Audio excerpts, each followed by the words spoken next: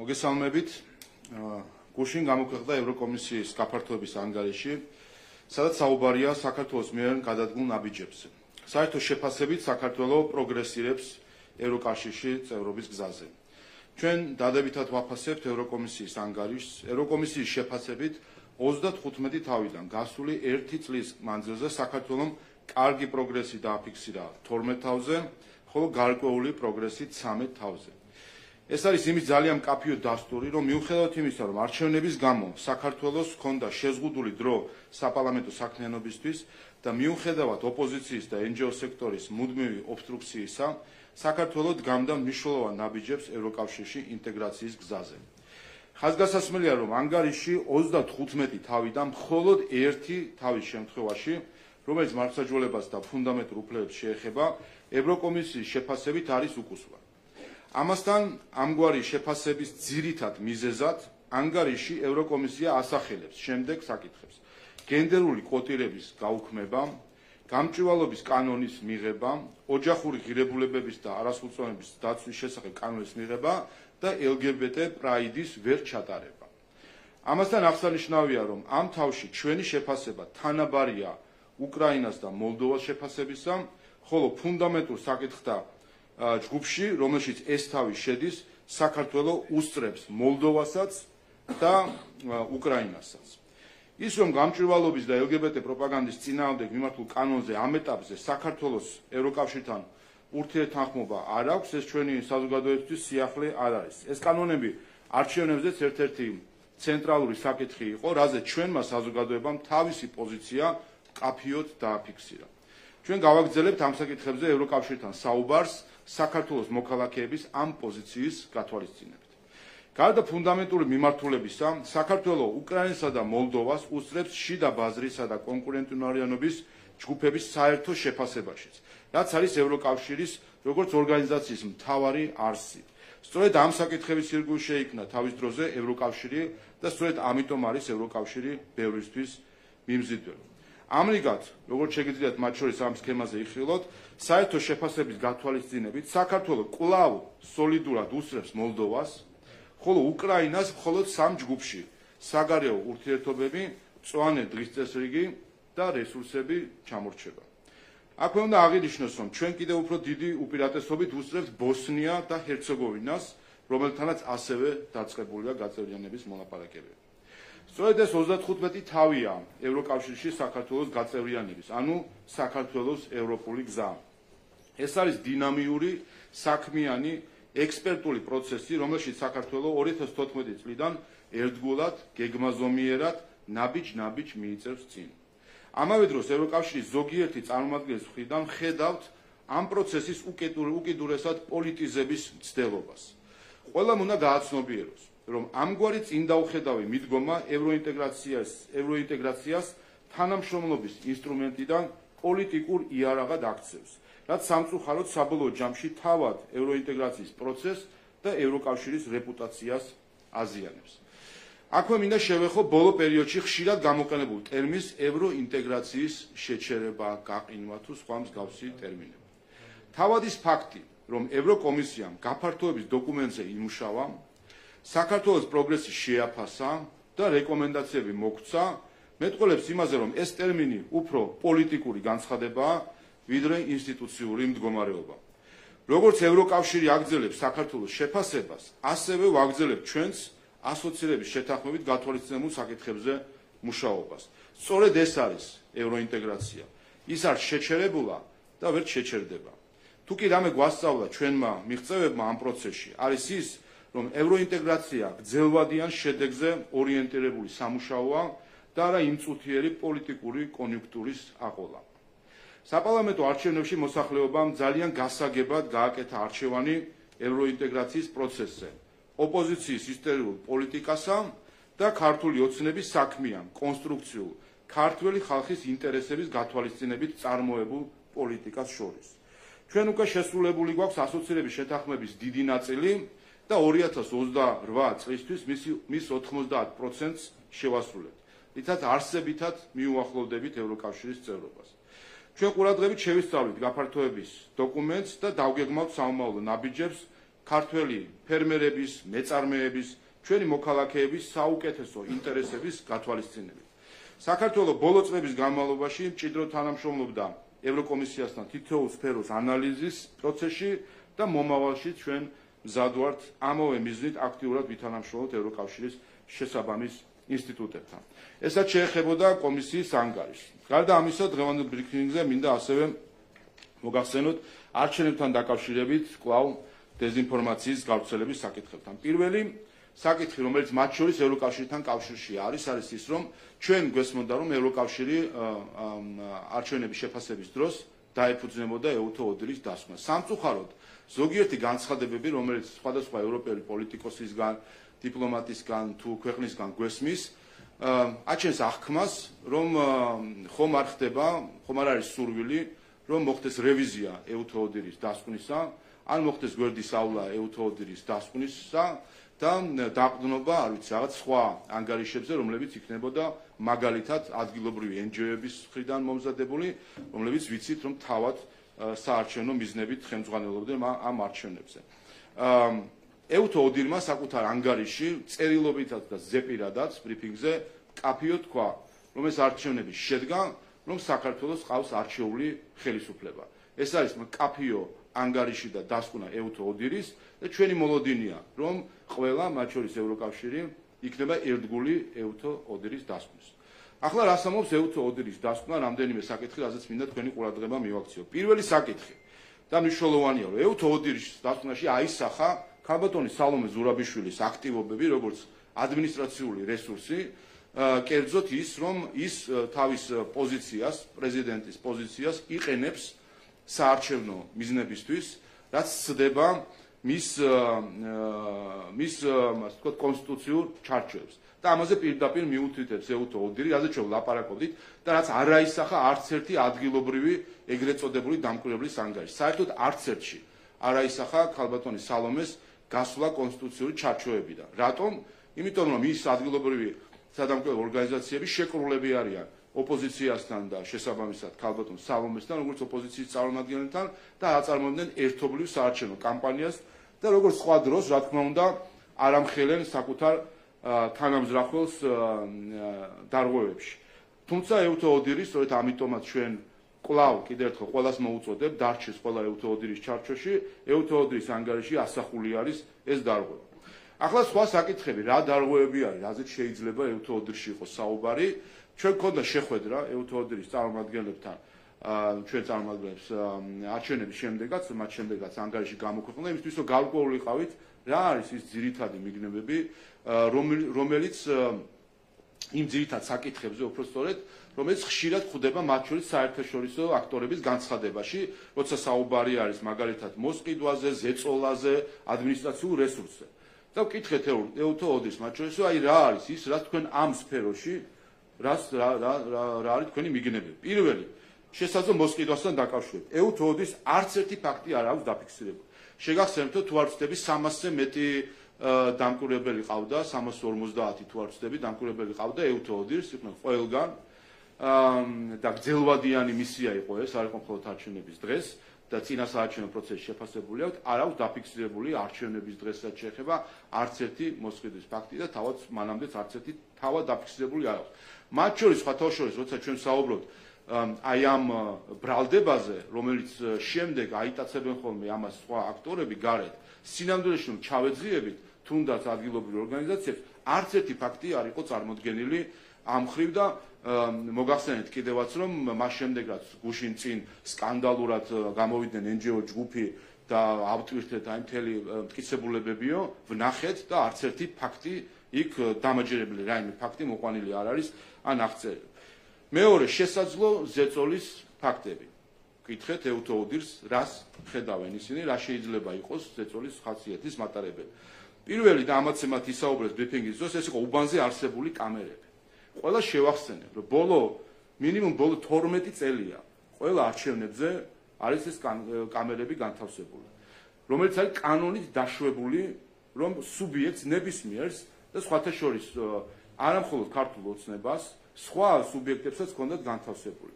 წინა ერთ-ერთი არჩევნები იყო, სადაც ნაციონალურ მოძრაობას ყალბი NGO-ს მეშვეობით ქონდა ასევე ყველგან კამერები განთავსებული.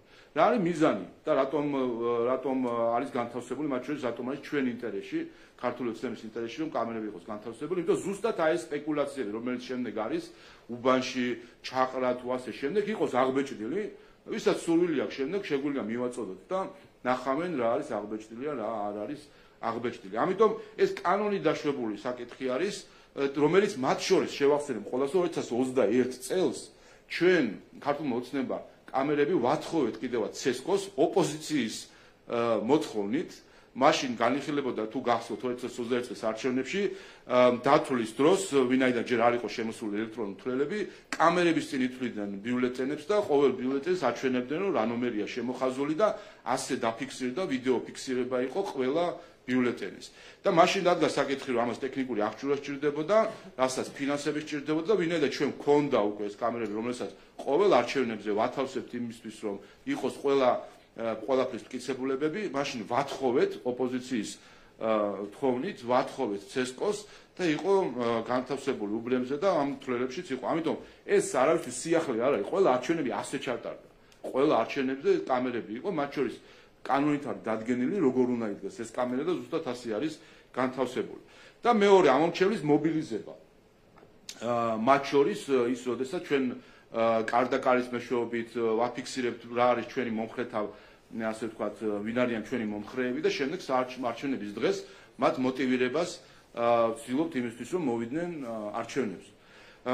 და ამაზე ჩვენ არაერთხელ გაგვცხადებია, ყველა არჩევნები ასე, ყოველ არჩევნებზე შეიცხადებენ ხოლმე ეგრეთ წოდებულ კოორდინატორებს, რომლებიც დიახ, ჩვენი ამორჩევნების მობილიზებას აკეთებენ არჩევნების დროს, ყოველ არჩევნები ზუსტად ასე იწყება ყოველ დღე, დილის 10 საათისთვის ატეხენ ხოლმე პანიკას, თითქოს რაღაცა ხდება, არა და ყველა არა ეს არის ერთის მხრივ ეს არის ზუსტად პარტიული მუშაობის მთავარი ამოცანა, რომელიც საერთაშორისო პრაქტიკით აპრობირებულია და ყველგან ტარდება, აი ამერიკაში იქნება ხა არჩევნები და დააკვირდით იქ როგორ ამობილიზებენ ამორჩევლებს და სხვათა შორის ჩვენ არჩევნებზე, ქართულ არჩევნებზე, რომელიც ამერიკაში ჩატარდა, იქ ადგილობრივი ასე ვთქვათ, ჯგუფები, რომელიც ამობილიზებდნენ ამორჩევლებს, სტიკერებს გასცემდნენ შემდეგ იმის დასტურად, რომ იყო მონაწილე, აღრიცხვას აკეთებდნენ ზუსტად ამორჩევლების ამერიკაში, ქართველები ქართულ არჩევნებზე.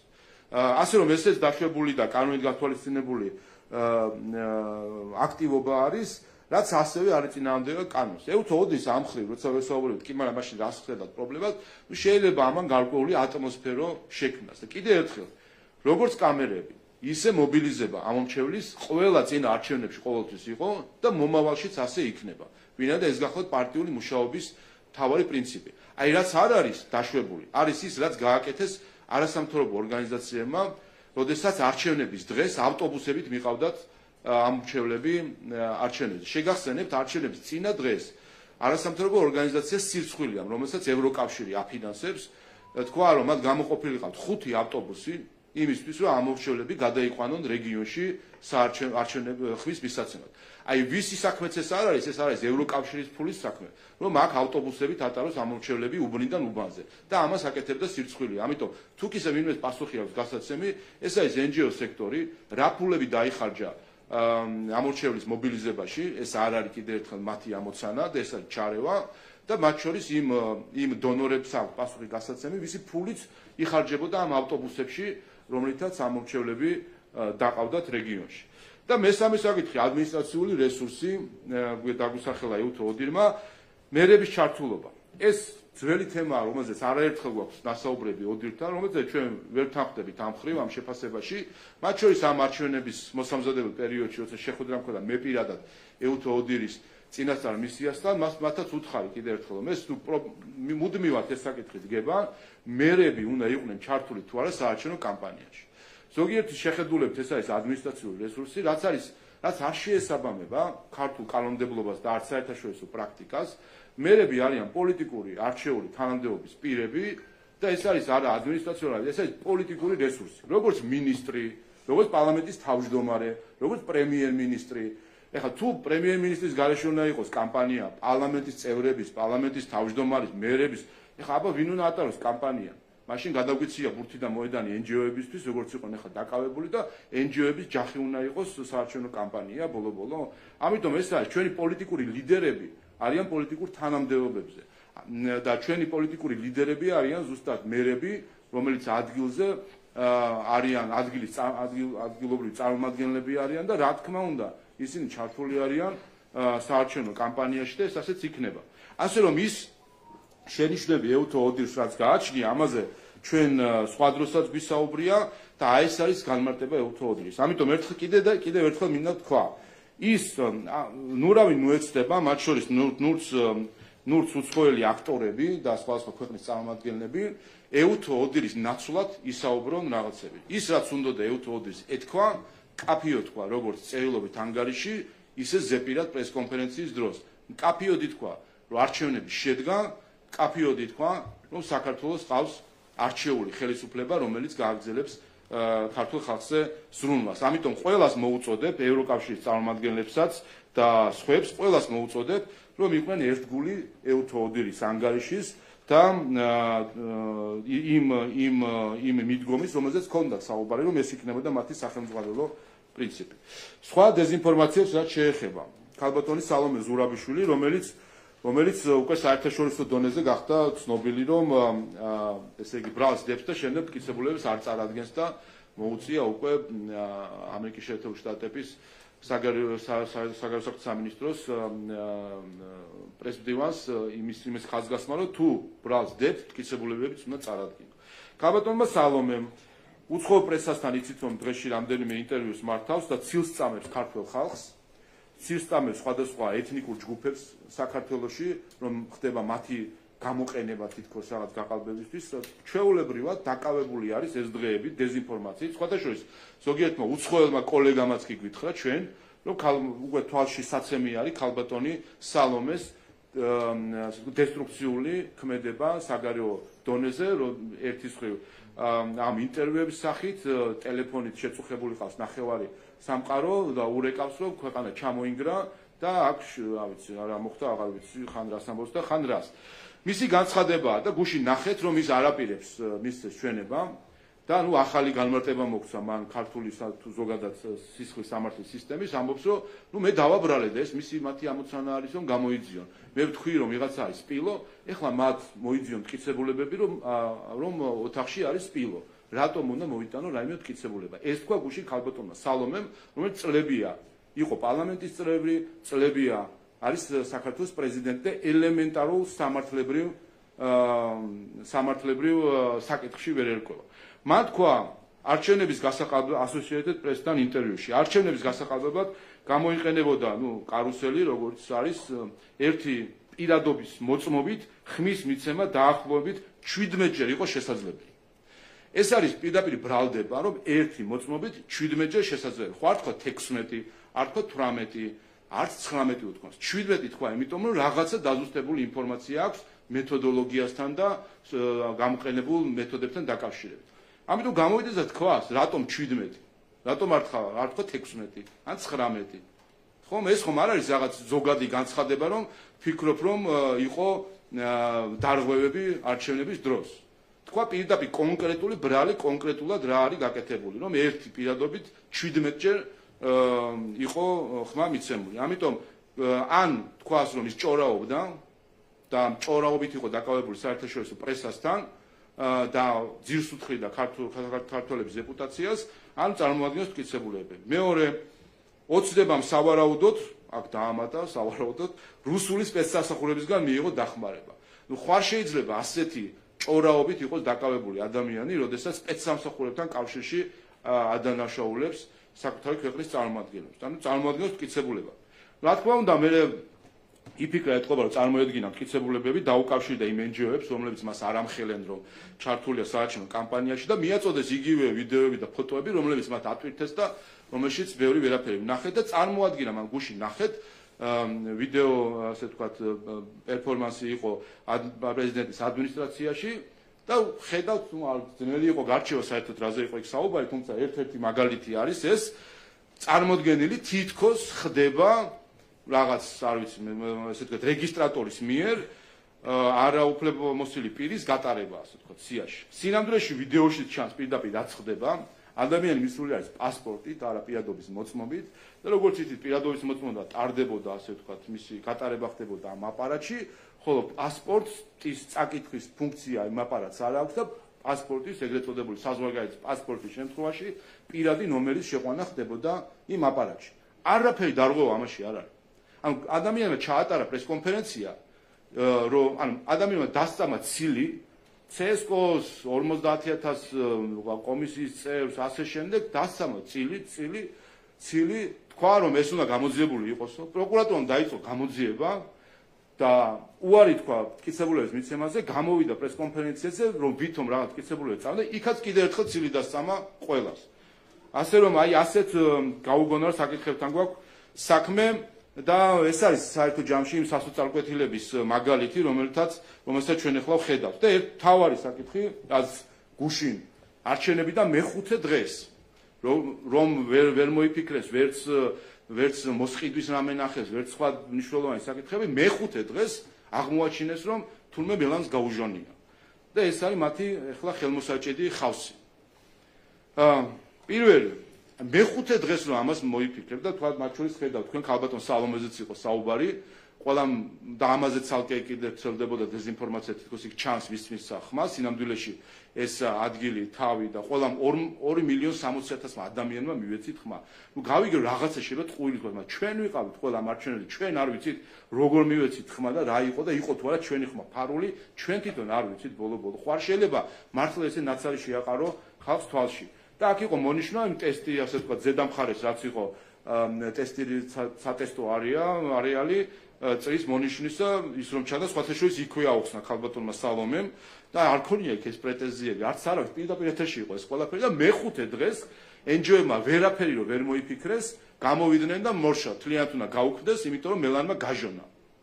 აი ეს არის მათი მთავარი საკითხი. ერთი ამ საკითხზე არაფერი არ აქვს საერთოდ ნათქვამი EU-თვის თავის დასმაში, თავის 350-იანი დამკვირვებლები ამ სისტემასაც ძალიან კარგად იცნობენ. ამ სისტემას ზეპირადიც CSKO-მ, იმიტომ იყო CSKO-ს წევრი ბატონი სიორიძე, რომელიც ერთ-ერთ ეთერში ვნახე, ხმას ვერ იღებდა ამაზე. მისი მიცემული ხო ზუსტად იცის რა სისტემით ჩატარდა, ხო? ისინი ხო იქ იყვნენ CSKO-ში ოპოზიციის წარმომადგენლები ჩართული. ქაღალდიც მაგათ შეარჩიეს, ფლომასტერიც მაგათ შეარჩიეს, კონვერტიც მაგათ შეარჩიეს. ოპოზიცია. და ახლა მოგდნენ ქართულ ხალხს და გვეუბნებიან, არა, თქვენი არჩევნები არ ითვლება, 100 მილიონი კიდევ დავხარჯოთ და ახალი არჩევნები ჩავატაროთ ვიღაც NGO, რომელიც თავად არის საარჩევნო მიზნის მქონე და ხედავენ, რომ მათი, ასე ვთქვათ, წარმოდგენის ხალხმა ვერ გაიმარჯვა და ეხლა ცდილობენ ხავს მოეკიდონ. და რაც თავარია, ზუსტად ამ ქაღალდებით, ამ კონვერტებით, ამ ფლომასტრებით ჩატარდა 2021 წლის თვითმმართველობის არჩევნები წანიში, 2022 წლის საკრებულოს არჩევნები ბათუმში, 2022 წლის საკრებულოს არჩევნები სენაკში, 2023 წლის პარლამენტის შუალედური არჩევნები ფოთში, 2023 წლის მერების და საკრებულების არჩევნები სხვადასხვა ადგილას, 2023 წლის პარლამენტის შუალედური არჩევნები გორში. ყველა ამ არჩევნებზე ოპოზიციაც იქ იყო, NGO-ებიც იქ იყვნენ, ხალხიც იქ იყო. რატომ აქამდე არავის პრეტენზია არ გასჩენია არასდროს? ზუსტად ის ქაღალდი, ის ფლომასტერი, ის კონვერტი. თუ არ ვწდები ამ დროს კიდევ ამ არჩევნებზე კიდევ უფრო სქელი ქაღალდი შეუკვეთეთო CSKO როგორც ამბობს, ხო? აი ამიტომ არის რომ ეს არის აბსოლუტური აბსურდი, რასაც აკეთებენ ეს NGO-ები და აქ უკვე დგება პასუხისმგებლობა მათი დონორებისა. როდესაც ჩვენ ვხედავთ რომ არის ასე ვთქვათ ინსინუაციები გარკვეული ამ არჩევნებთან დაკავშირებით, და შემდეგ რომელიც იკვებება მათ შორის საგარეო განცხადებებით, ეს არის ჩვეულებრივი თავდასხმა ქართველ ამომრჩევლებზე იმისთვის, რომ წაართვან მათ არჩევანის უფლება. ვიღაცას არ მოეწონა ის არჩევანი ქართველი ხალხის რაც არის და აქ ორი არჩევანი უნდა გადაგვასახელონ ქართველი ხალხი აქედან და დანიშნონ აქ ვიც მათ უნდათ, ან უნდა შეეგუონ ამ არჩევანს. და აი ამ დილემაში არის ახლა ბევრი როგორც ჩვენ ვაკვირდებით, მაგრამ კიდევ ერთხელ ქართველმა ხალხმა თავისი არჩევანი გააკეთა და ამ არჩევანს უნდა მიყვნენ. და ბოლო პერიოდში ხედავთ, უკვე კომიკურ დონემდე დასული ბატონი თენგო და გუშინ ბატონი გრიგოლიც ნახეთ, რომელიც ტოპ ტვინებთან ერთად, ტოპ IT სპეციალისტებთან ერთად ტოპ ანალიზს აკეთებდნენ. ეს ხო სირცხვილია უბრალოდ. და ამ ხალხის იმედად არიან, მათ შორის ის უცხოელი აქტორები, რომლებიც ახლა აკეთებენ განცხადებებს, რომელიც მათ სხვა დროსაც გაუკეთებიან. ასეთივე დაბრალება იყო სააკაშვილის საკითხს.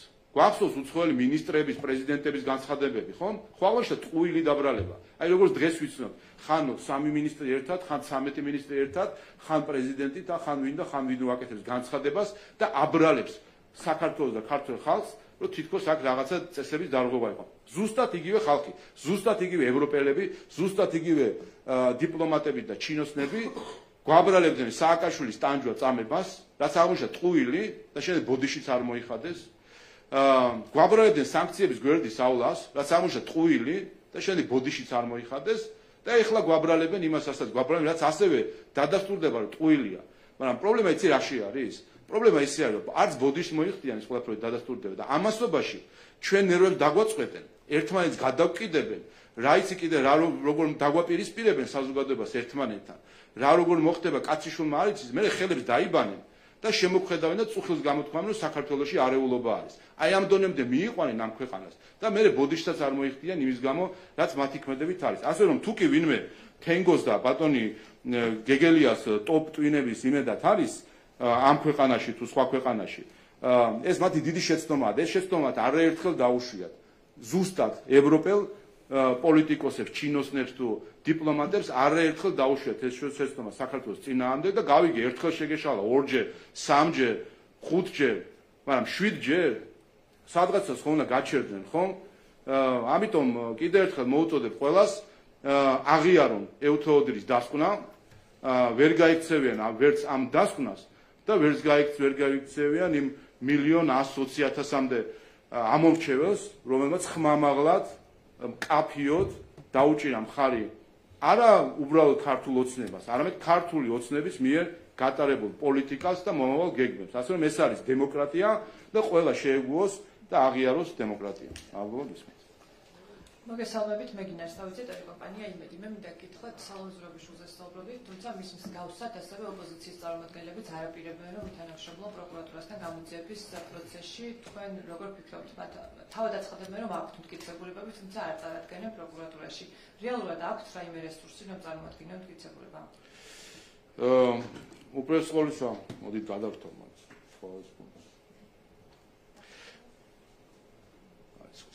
ხო, ეს ხო პირველი შემთხვევა არ არის. ჩვენ ეს უკვე კინო აღარ არის, სერიალია, ხო? სერიალი, რომელსაც ჩვენ 2012 წლის შემდეგ ხედავთ. ყოველ ჯერზე განცხადებები და ნული მტკიცებულება. იგივე NGO-ები, აი ეს დღეს ბრწყინვალე სიტყვებით რომ საუბრობენ, გაიხსენეთ 2018 წელი პირადობის ყალბი მოწმობების სკანდალი. დაიწყო გამოძიება, ანუ ჯერ გამოვარდებიან, იტყვიან რომ რაღაცა მოხდა ცუდი, გაყავდა, გამოიძიოთ ეს საკითხი, დაიწყება გამოძიება და მე ჩირგვებში იმალებიან და არანაირ მტკიცებულებას არ წარადგენენ. და ეს მეორდება ყოველ ჯერზე. სხვათა შორის ქალბატონი სალომე ახლა რომ საუბრობს გაყაბებაზე, აბა გაიხსენოს 2018 წელი. შემთხვევით ეხლა გვერდში ვინც უდგას იქ, შემთხვევით ზუსტად იგივე სახეები, ზუსტად იგივე სახელები, ზუსტად იგივე ბრალდებებს არ უყენებდნენ. ზუსტად ის NGO-ები, ქალბატონი ეკა გიგაური, ზუსტად მის არჩევნებზე, მისი არჩევნების წინ, ქალბატონი სალომეს არჩევნების წინ, ქალბატონი ეკა გიგაური, საია, სხვები გამოვიდნენ თქვენს რომ არის დაბეჭდილი ყალბი პირადობის მოწმობები. ხო იცის ძალიან კარგად თვითონაც იმ გამოცდილებიდან დაიბეჭდა თუ არ დაიბეჭდა. ზუსტად იგივე ოპოზიციის წარმომადგენელი. ამიტომ რა თქმა უნდა არაფერი არ აქვს. ერთადერთი ჩვენ ამაზე ხო საუბრობთ, რომ არავინ სინამდვილეში არჩევნებში მონაწილეობას არ ღებულობს. ამას ხედავთ ჩვენ, იმიტომ კამპანიაც კი არ ქონდა. ტელევიზორებიდან ვერ გამოძრენ, სტუდიებიდან ვერ გამოვიდნენ. მათი მთელი საარჩევნო კამპანია იყო სტუდიური ჩაწერები და უცხოური განცხადებები, სხვა არაფერი. და ისინი ემზადებოდნენ ზუსტად იმის და ახდა ყველა სცენარი. არა მხოლოდ ჩვენი მაკენის ინსტიტუტის სცენარიც კი ხედავთ რომ ახდა ამ ხრივ და რა თქმა უნდა, როცა არაფერი მტკიცებულებები არ არის, ისინი ცდილობენ ახლა საერთო ჯამში ეს არის ქართველი ხალხისთვის საარჩევნო უფლების წართმევის ცდილობა.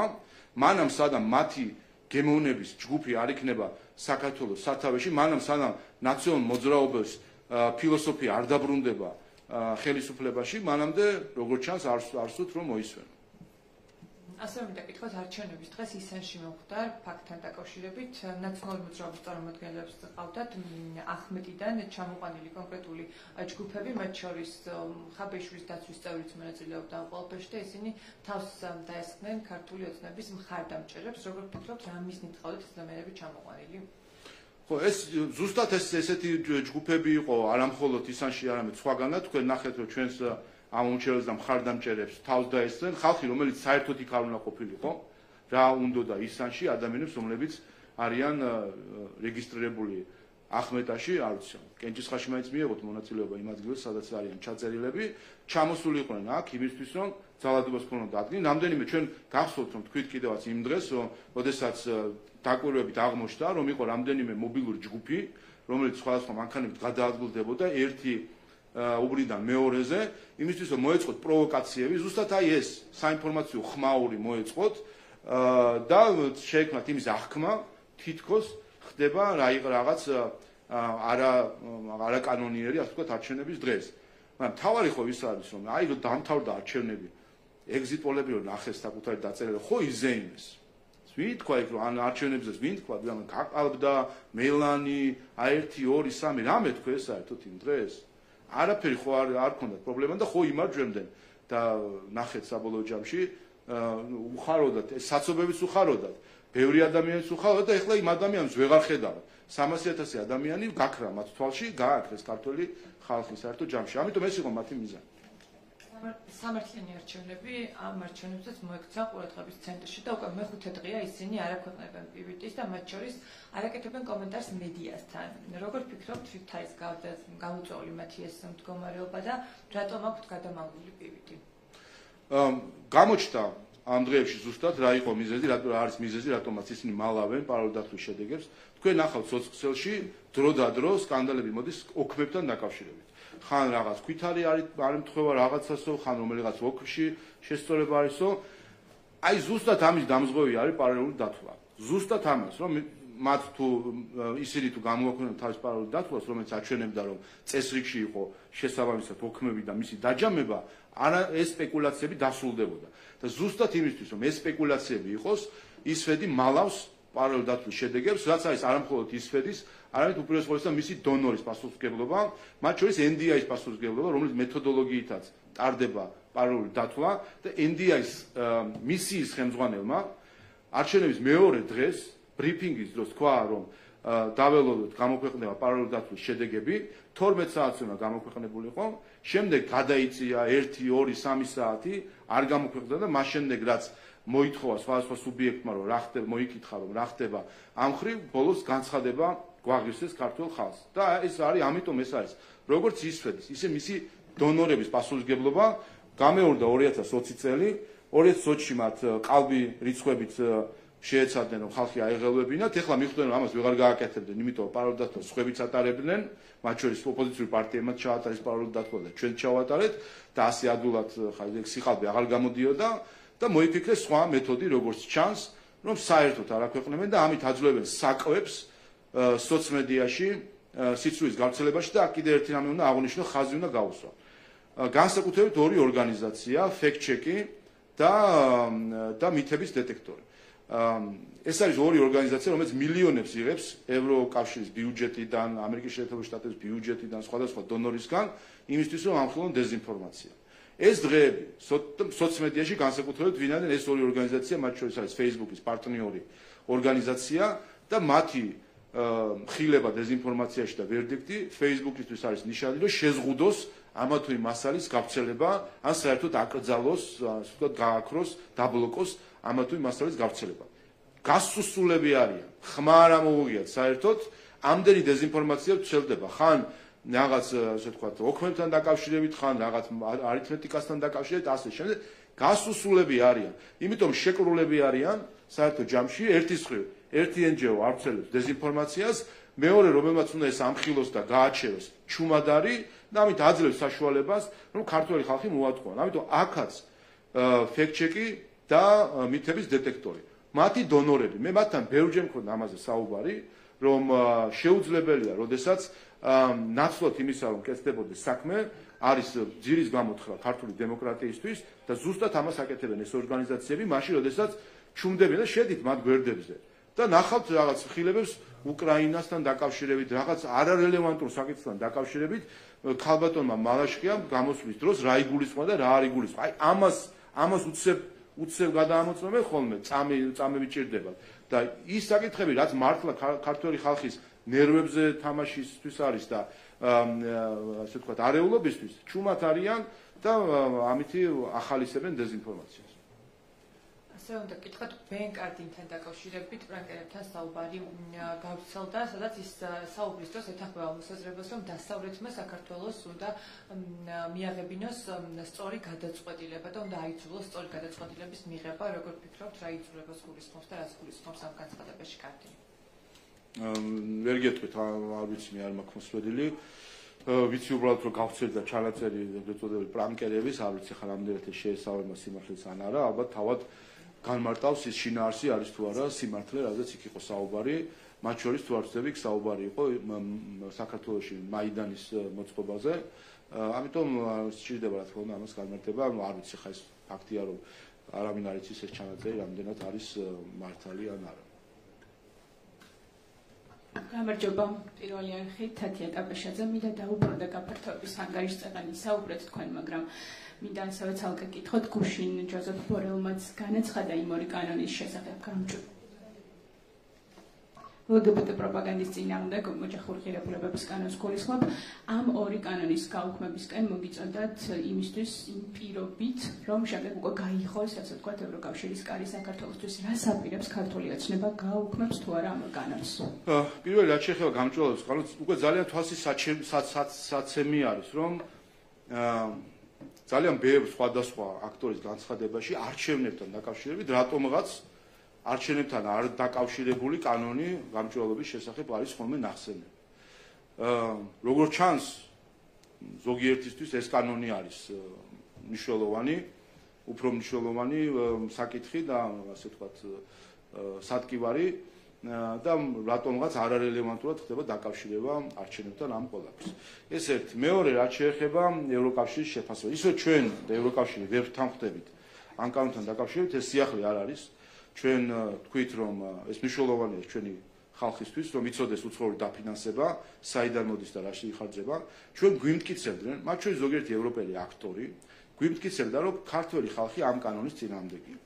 მათ შორის სამი ბალტელი მინისტრი გამოვიდა მიტინგზე, როგორც გახსოვთ, გაეროს წესდებისა და ვენის კონვენციის დარღვევით, ჩაერია ჩვენ შიდა პოლიტიკაში რამდენიმე მინისტრი, რამდენიმე დეპუტატი, გახსოვთ ბუნდესტაგის დეპუტატი მათ შორის მიტინგზე გამოვიდნენ და გვიმტკიცებდნენ იქიდან, რომ ქართველ ხალხს არ სურს ეს კანონი. გვეუბნებოდნენ სხვადასხვა ერის წარმომადგენლები. ამ არჩევნებზე ეს კანონი, გამჭვირვალობის კანონი და მათ შორის LGBT პროპაგანდის წინააღმდეგ კანონი იყო ერთ-ერთი ცენტრალური საარჩევნო საკითხი. ქართველმა ხალხმა არჩევნები გამოხატა თავისი პოზიცია და გამოხატა, რომ ქართველი ხალხი დგას ამ კანონების უკან. ასე რომ ერთი დეზინფორმაცია თუ ეგრეთ წოდებული სრულ ნარატივი დასრულდა, როდესაც ჩვენ გველსაუბრებოდნენ ქართველი ხალხის სახელით, უცხოელი აქტორი, გვეუბნებოდნენ, რომ ეს გინდა თქვენ ხელისუფლებას, რომ ხალხს ეს კანონი არ უნდა. ხო დადასტურდა ამ არჩევნებით, უპრეცედენტო შედეგით ამ არჩევნებისა, თუ რამდენად უჭერს ხარს ქართველი ხალხი ამ კანონს. ამიტომ ეს ერთი შედეგი, ჯერ ეს ერთი ყველამ უნდა მიიღოს, რომ ეს არის ქართველი ხალხის მანდატით მიღებული კანონები. მეორე, რაც შეეხება მის შინაარსს, ჩვენ ამაზე კიდევ ერთხელ ფაქტია, რომ ვერ ვთანხმდებით. ვერ ვთანხმდებით მარტივი მიზეზის გამო, რომ ჩვენ არ ვიცი რატომ არის ეს პრობლემა ევროკავშირისთვის, რომ მისი ყველა დაფინანსება იყოს გამჭვირვალე. ფაქტია, რომ ეს არის პრობლემა. და ევროკავშირს არ სურს, როგორც ჩანს, რომ ყველა მისი დაფინანსება იყოს გამჭვირვალე. მე შეგახსენებთ, რომ საქართველოში მათ შორის მოქმედებს ევროპის დემოკრატიის ფონდი EED, რომელიც სტრუქტურაში არიან ევროპარლამენტარები, ანუ არის ასე ვთქვათ, ოფიციალური პირები არიან, ვინც მართავენ მას და რომელიც ფინანსდება ევროკავშირის ბიუჯეტიდან და წევრი ქვეყნების სახელმწიფოების შენატანებიდან. ეს არის ევროკავშირის ფული, რომელიც საქართველოში იხარჯება. შემთხვევით ვარკვევთ ხოლმე, აღმოვაჩენთ ხოლმე, რომ ამ ფულით ფინანსდებიან პარტიები, მაგალითად დროა, აღმოვაჩენთ ხოლმე, რომ ამ ფულით ფინანსდება რადიკალური ჯგუფები, მაგალითად სირცხვილიას, მოლოტოვის კოქტეილის კამპანია. აღმოვაჩენთ ხოლმე, რომ ამ ფულით ფინანსდება პოლიტიკური აქტივობები და ამას ვეუბნებით ზუსტად ღიად, დახულ კარს მიღმასაც დიდი ხანი ვესაუბრებოდით ამაზე. და ღიათაც ვსაუბრობთ ამაზე, რომ ჩვენთვის მნიშვნელოვანია ჩვენი ხალხისთვის, რომ ვიცოდეთ. მაგალითად აი ეს ორგანიზაცია, ევროპის დემოკრატიის ფონდი, როდესაც საქართველოში შემოდის. რაში ხარჯავს ფულს? რა აქტივობებში. თუ კი ეს ქართველი ხალხის სასიკეთოა, რატომ უნდა დაუმალოთ ეს ყველაფერი ქართველ ხალხს? და ჩვენ ამის პასუხად გვესმოდა რომ სინამდვილეში ხალხს ეს არ უნდაო, თქვენ გიდათ რომ ქართველ ხალხმა 1,100,000 ადამიანმა მინიმუმ გასცა ამას პასუხი რომ ეს არის მათ ინტერესში. ამიტომ მე იმედი მექნებოდა რომ ევროკავშირი თუ სხვა დონორები ამ საკითხს ქართული ხალხის პოზიციას მიიღებდნენ ცნობად, სერიოზულ ცნობად და დაფიქრდებოდნენ იმაზე, როგორ უზრუნველყონ საკუთარი დაფინანსების გამჭვირვალობა საქართველოში. ამიტომ პრობლემა არ არის თბილისში. პრობლემა იმ დედაქალაქებშია, რომლებსაც არ სურთ, რომ მათი დაფინანსება საქართველოში იყოს გამჭვირვალე. ასევე მინდა გითხრათ ოპოზიციასთან დაკავშირებით, გადასული არიან ფაქტობრივად საპროტესტო რეჟიმში, ახლა აპირებენ აქციებს, არ აღიარებენ შედეგებს. რა არის მათი საბოლოო მიზანი, თუ გაქვთ ამასთან დაკავშირებით ვერსია და შეფასება? რა იყო 2012-ში, როცა არ აღიარებდნენ, 16-ში, 20-ში, როცა არ აღიარებდნენ. ეს არის დესტრუქციული ანტისისტემური პარტიები, რომლებიც და ანტიდემოკრატიული პარტიები, რომლებიც არ აღიარებენ დემოკრატიას. ჩვენ როცა საუბრობდით ნაციონალურ მოძრაობასთან დაკავშირებით და მის სატარით პარტიებთან დაკავშირებით, ზუსტად ამას ვამბობთ არგუმენტად.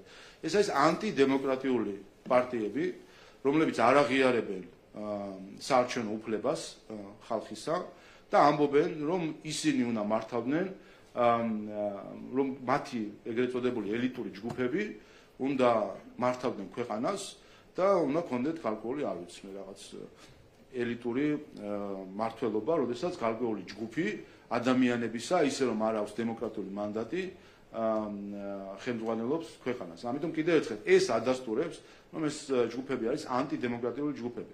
თუმცა ამ არჩევნებმა კიდევ ერთი უარესი რამე გვაჩვენა. აღმოჩნდა, რომ ჩვენ სამოქალაქო სექტორში ყავს ორგანიზაციები, რომლებიც ასევე ანტიდემოკრატიული ორგანიზაციები არიან.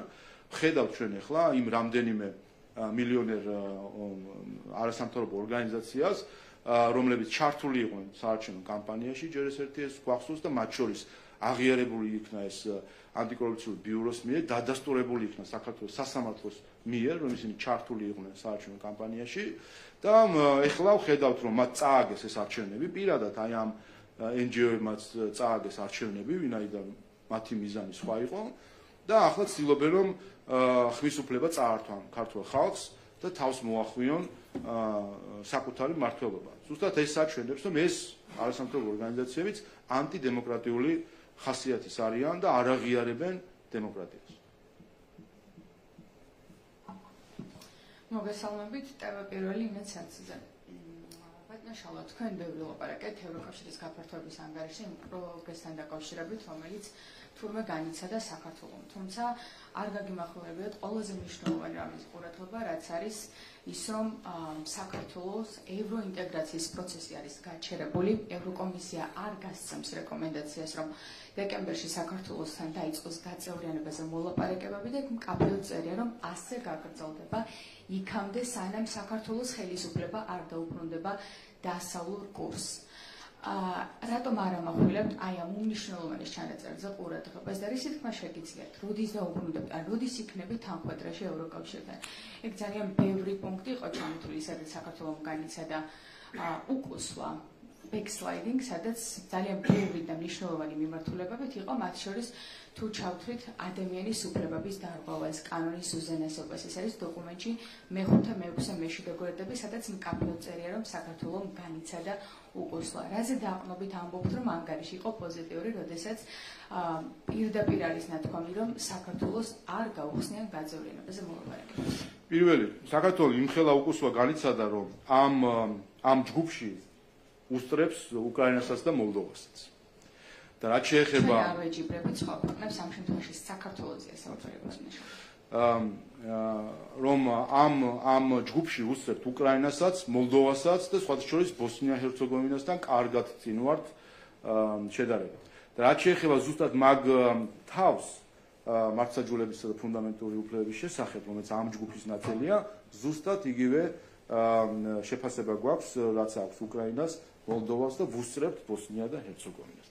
ეს რა თქმა უნდა შედარებისთვის არის, იმიტომ რომ როდესაც ქვეყნებს, რომლებიც ჩვენზე უკან არიან შეფასებებში, აქვთ მოლაპარაკებების, რომელზეც არის მოლაპარაკების გახსნაზე გადაწყვეტილება მიღებული და ქვეყანაზე, რომელიც უსწრებს იმ სხვა ქვეყნებს, არ არის გახსნილი მოლაპარაკებები, ეს გვაჩვენებს ჩვენ, რომ გადაწყვეტილება დაახლოებით ისეთი არის, როგორც 2022 წლის ივნისში იყო, ეს არ მოგვენიჭა კანდიდატის სტატუსი და შემდეგ აი 2 წელი გავიდა და ვერავინ ახსნა დღემდე დამაჯერებლად, რატომ არ მიენიჭა მაშინ საქართველოს კანდიდატის სტატუსი, როდესაც ჩვენ აშკარა ლიდერი ვიყავით მაშინ და ვართ ეხლაც. რაც შეეხება ევროინტეგრაციის შეჩერებას, ამ ტერმინს, რომელსაც ასე ხშირად იყენებენ, მე თქვი მათ შორის ჩემს განცხადებაში, რომ თავად ის ფაქტი, თუ კი შეჩერებულია, მაშინ რატომ კეთდება შეფასება, რატომ ქვეყნდება გაფართოების ანგარიში, რატომ გაიცემა რეკომენდაციები საქართველოს მიმართ, რატომ მუშაობთ ჩვენ ასოცირების შეთანხმების შესრულებაზე. სინამდვილეში ეს შეფასებები არის, ეს ტერმინები არის უფრო პოლიტიკური განცხადება, ვიდრე ინსტიტუციური მდგომარეობა. შეჩერებული, არც ჩვენ გვაქვს მუშაობა შეჩერებული და არც ევროკავშირს აქვს ამ სამუშაოს შეფასება შეჩერებული. ჩვენ ისე რომ კანდიდატის სტატუსზე საუბარიც კი არ იყო, ისე შევასრულეთ დაახლოებით 40% ასოცირების შეთანხმებისა 2022 წლამდე 20 წლამდე და ახლა უკვე დიდი ნაწილი შესრულებული მოხდა და ზუსტად მივყვებით ჩვენ ამ გეგმას. 2028 წელს ასოცირების შეთანხმება არის ჩარჩო, რომლითაც ჩვენ ეს არის ჩვენი ევროპული გზა, ეგრეთ წოდებული მაპი, რომელსაც სხვა ორგანიზაციისგან ველით, სინამდვილეში ეს არის, ხომ? ეს არის ჩვენი ასე ვთქვათ სამოქმედო გეგმა, გზამკვლევი ევროპული გზისა, ასოცირების შეთანხმება ჩვენ მუშაობთ და 28 წელს გვექნება 90% შესრულებული ასოცირების შეთანხმების. ამიტომ ამ წუთიერი კონიუნქტურა პოლიტიკური საქართველოს მიმართ ეს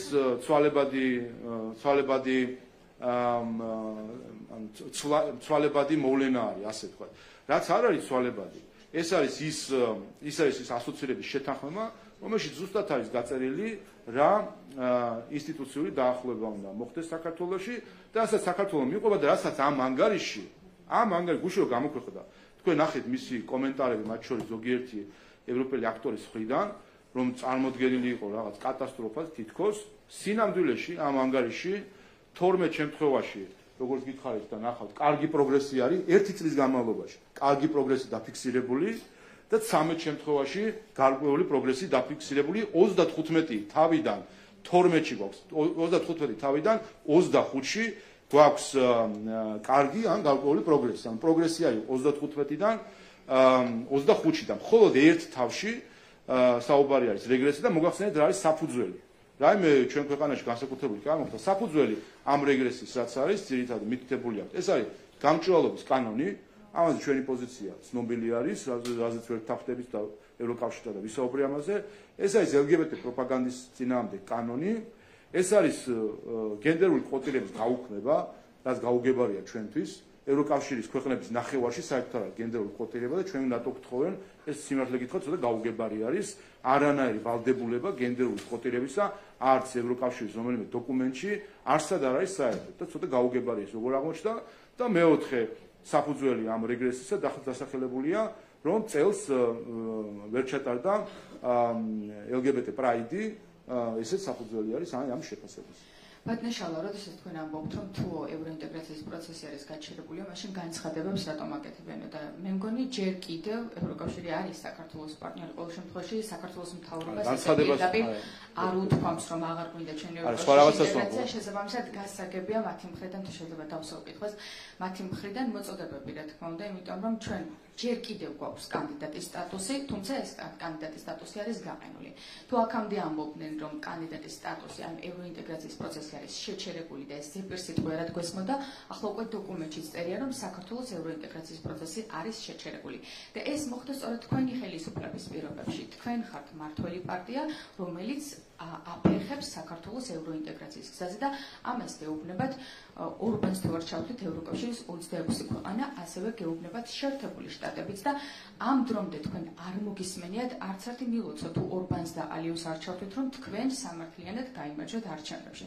ამ ყველაფერზე რა პასუხი შეიძლება გქონდეთ, როდესაც ცდილობთ, რომ უკიდურესად ნეგატიური დოკუმენტი საზოგადოებისთვის თვალში ნაცრის შეყრას გავს, როდესაც ნეგატიურ დოკუმენტს თქვენ პოზიტიურად წარმოაჩენთ და თითქოს სადღაც ეკონომიკური თანხმდრა ევროკავშირის რაღაც ლიმიტირებული პროგრესი გვაქვს, წარმოაჩინოთ, რომ ჩვენ გვაქვს უდიდესი პროგრესი განცდილი.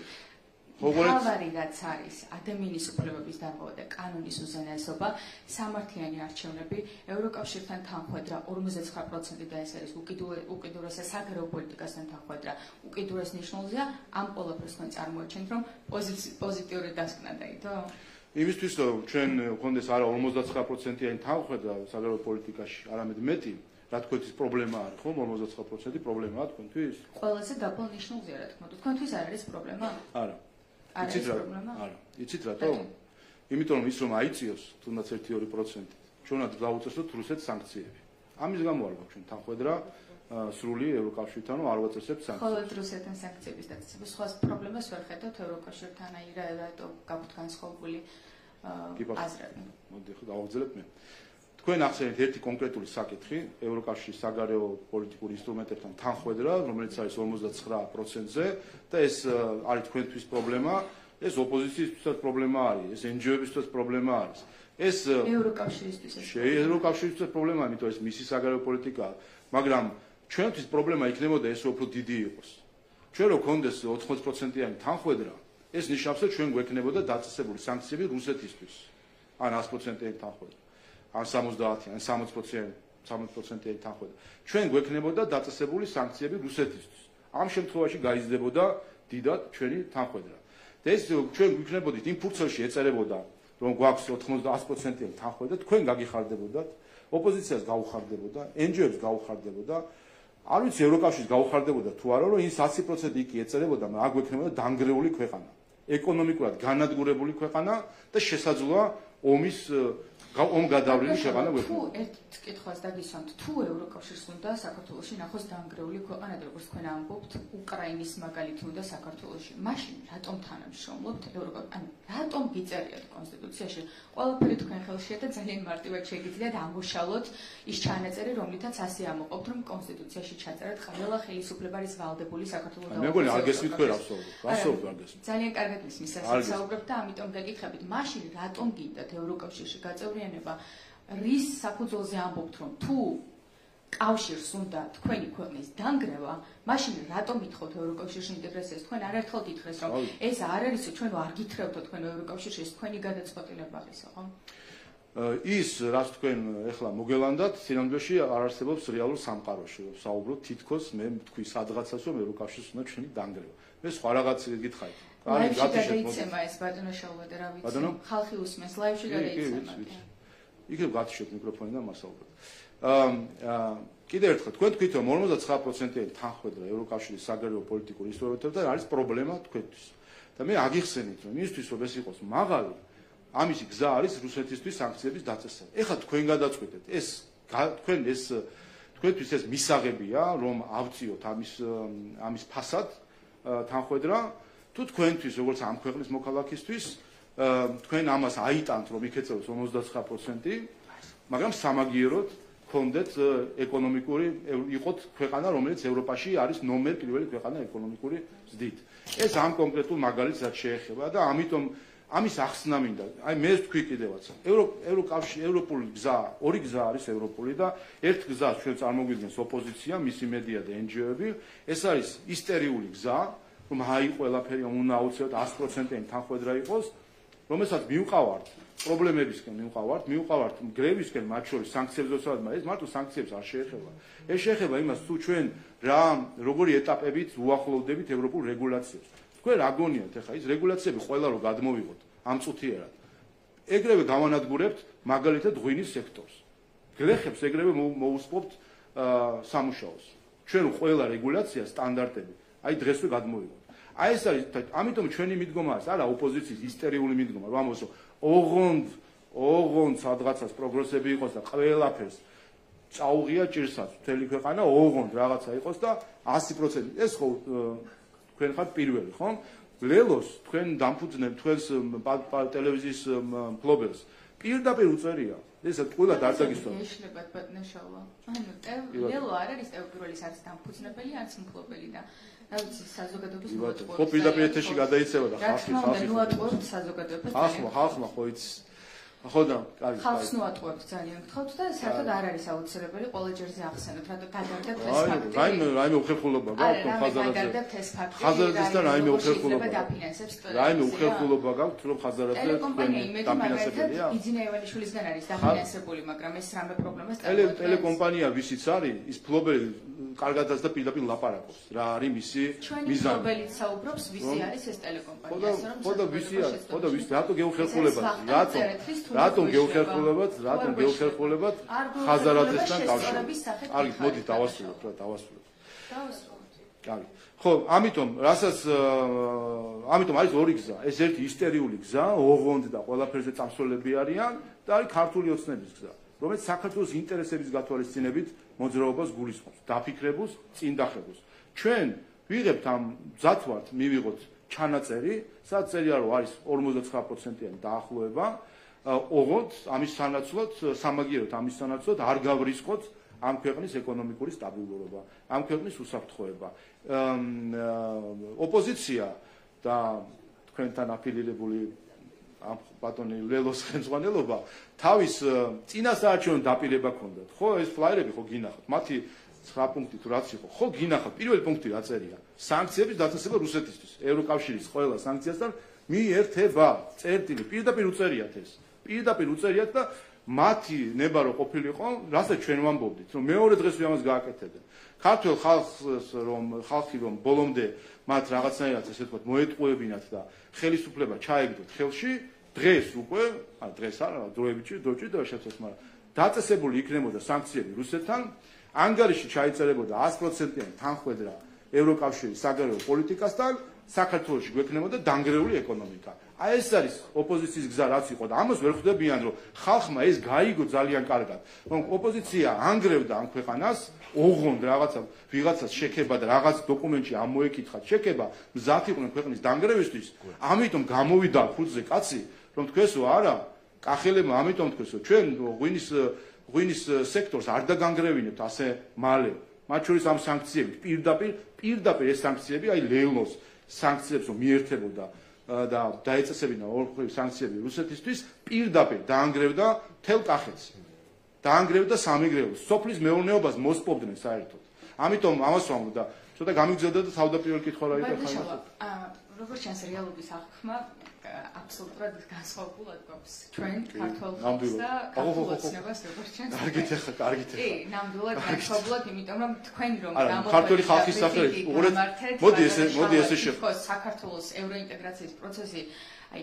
პროგრესი გვაქვს ესეთი პოზიტიური ანგარიში წარმოადგენთ რომ ხალხმა შეიძლება დაიჭიროს ვისაც არ აქვს ეს რა თქმა უნდა წაკითხული და ბატონო აცნობიერებთ იმას რომ რაც არ უნდა მოყვეთ ამ ყველაფრის საპირწონედ საქართველოს ევროინტეგრაციის პროცესი არის გაჩერებული თქვენ კი ამბობთ რომ უკრაინას და მოლდოვას უსწრებთ მაგრამ მათთან გახსნილია მოლაპარაკებები და უკიდურესად ნეგატიური ანგარიშია თუ შევადარებთ მაგალითად უკრაინის და მოლდოვას საკითხს საქართველოსთან მიმართებაში და კიდევ ერთხელ ვამბობთ ანუ მნიშვნელოვანი საკითხები რაც არის ადამიანის უფლებები და კანონის უზენაესობა რასაც გთხოვდათ თქვენ ევროკავშირი და რაც 9 პირობაშიც იყო ჩაწერილი ეს პირობები არ შესრულდა 9 დათქმიდან ერთიც კი არ არის სრულად შესრულებული ყოველ შემთხვევაში ამ ანგარიში არ შეწერია და ელჩმა ჰერჩინსკიმაც თქვა ამ ჯოზეფ ბორელის ამ განცხადების შემდეგ რომ პროგრესი არ არის განცდილი და საქართველოს საზეიმო არაფერი აქვს და რას ზეიმობთ ახლა კიდევ ერთხელ ჩვენ საგარეო პოლიტიკის დაახლოებაში პროგრესი არ გვაქვს ვინაიდან ეს პროგრესი იქნებოდა ჩვენი ეკონომიკის დაზიანება წერტილი ასევე სხვა მიმართულებით გამჭვირვალობის კანონზე ვერ ვთანხმდებით ამაზე ვამბობ დღიად და დღემდე ვფიქრობ ვის ველით არგუმენტებს რატომ არის წინააღმდეგი ევროკავშირი რომ მისი დაფინანსება იყოს სრულად გამჭვირვალე საქართველოში მაგალითად რა არის ამაში პრობლემა და რაც შეეხება კიდევ ერთხელ შეფასებებს მე ვთქვი კიდევაც რომ რა თქმა უნდა ეს განცხადებები არის პოლიტიკური შინაარსის განცხადებები არის ჩვენ და მოგიყვანთ მაგალითს. შეცდომაში შევიდნენ პარტნიორები?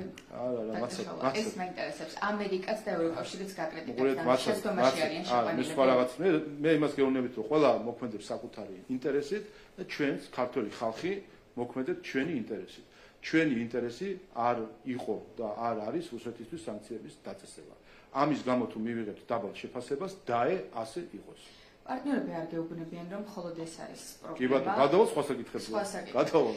ეს კითხვას დაგისვათ, რამდენი ქვეყნისგან მიიღეთ მილოცვა არჩევნების გამარჯვების შემდეგ, მაინტერესებს, თუ საგანგებოდ ჩამოყვანილ ორბანს არჩევთ.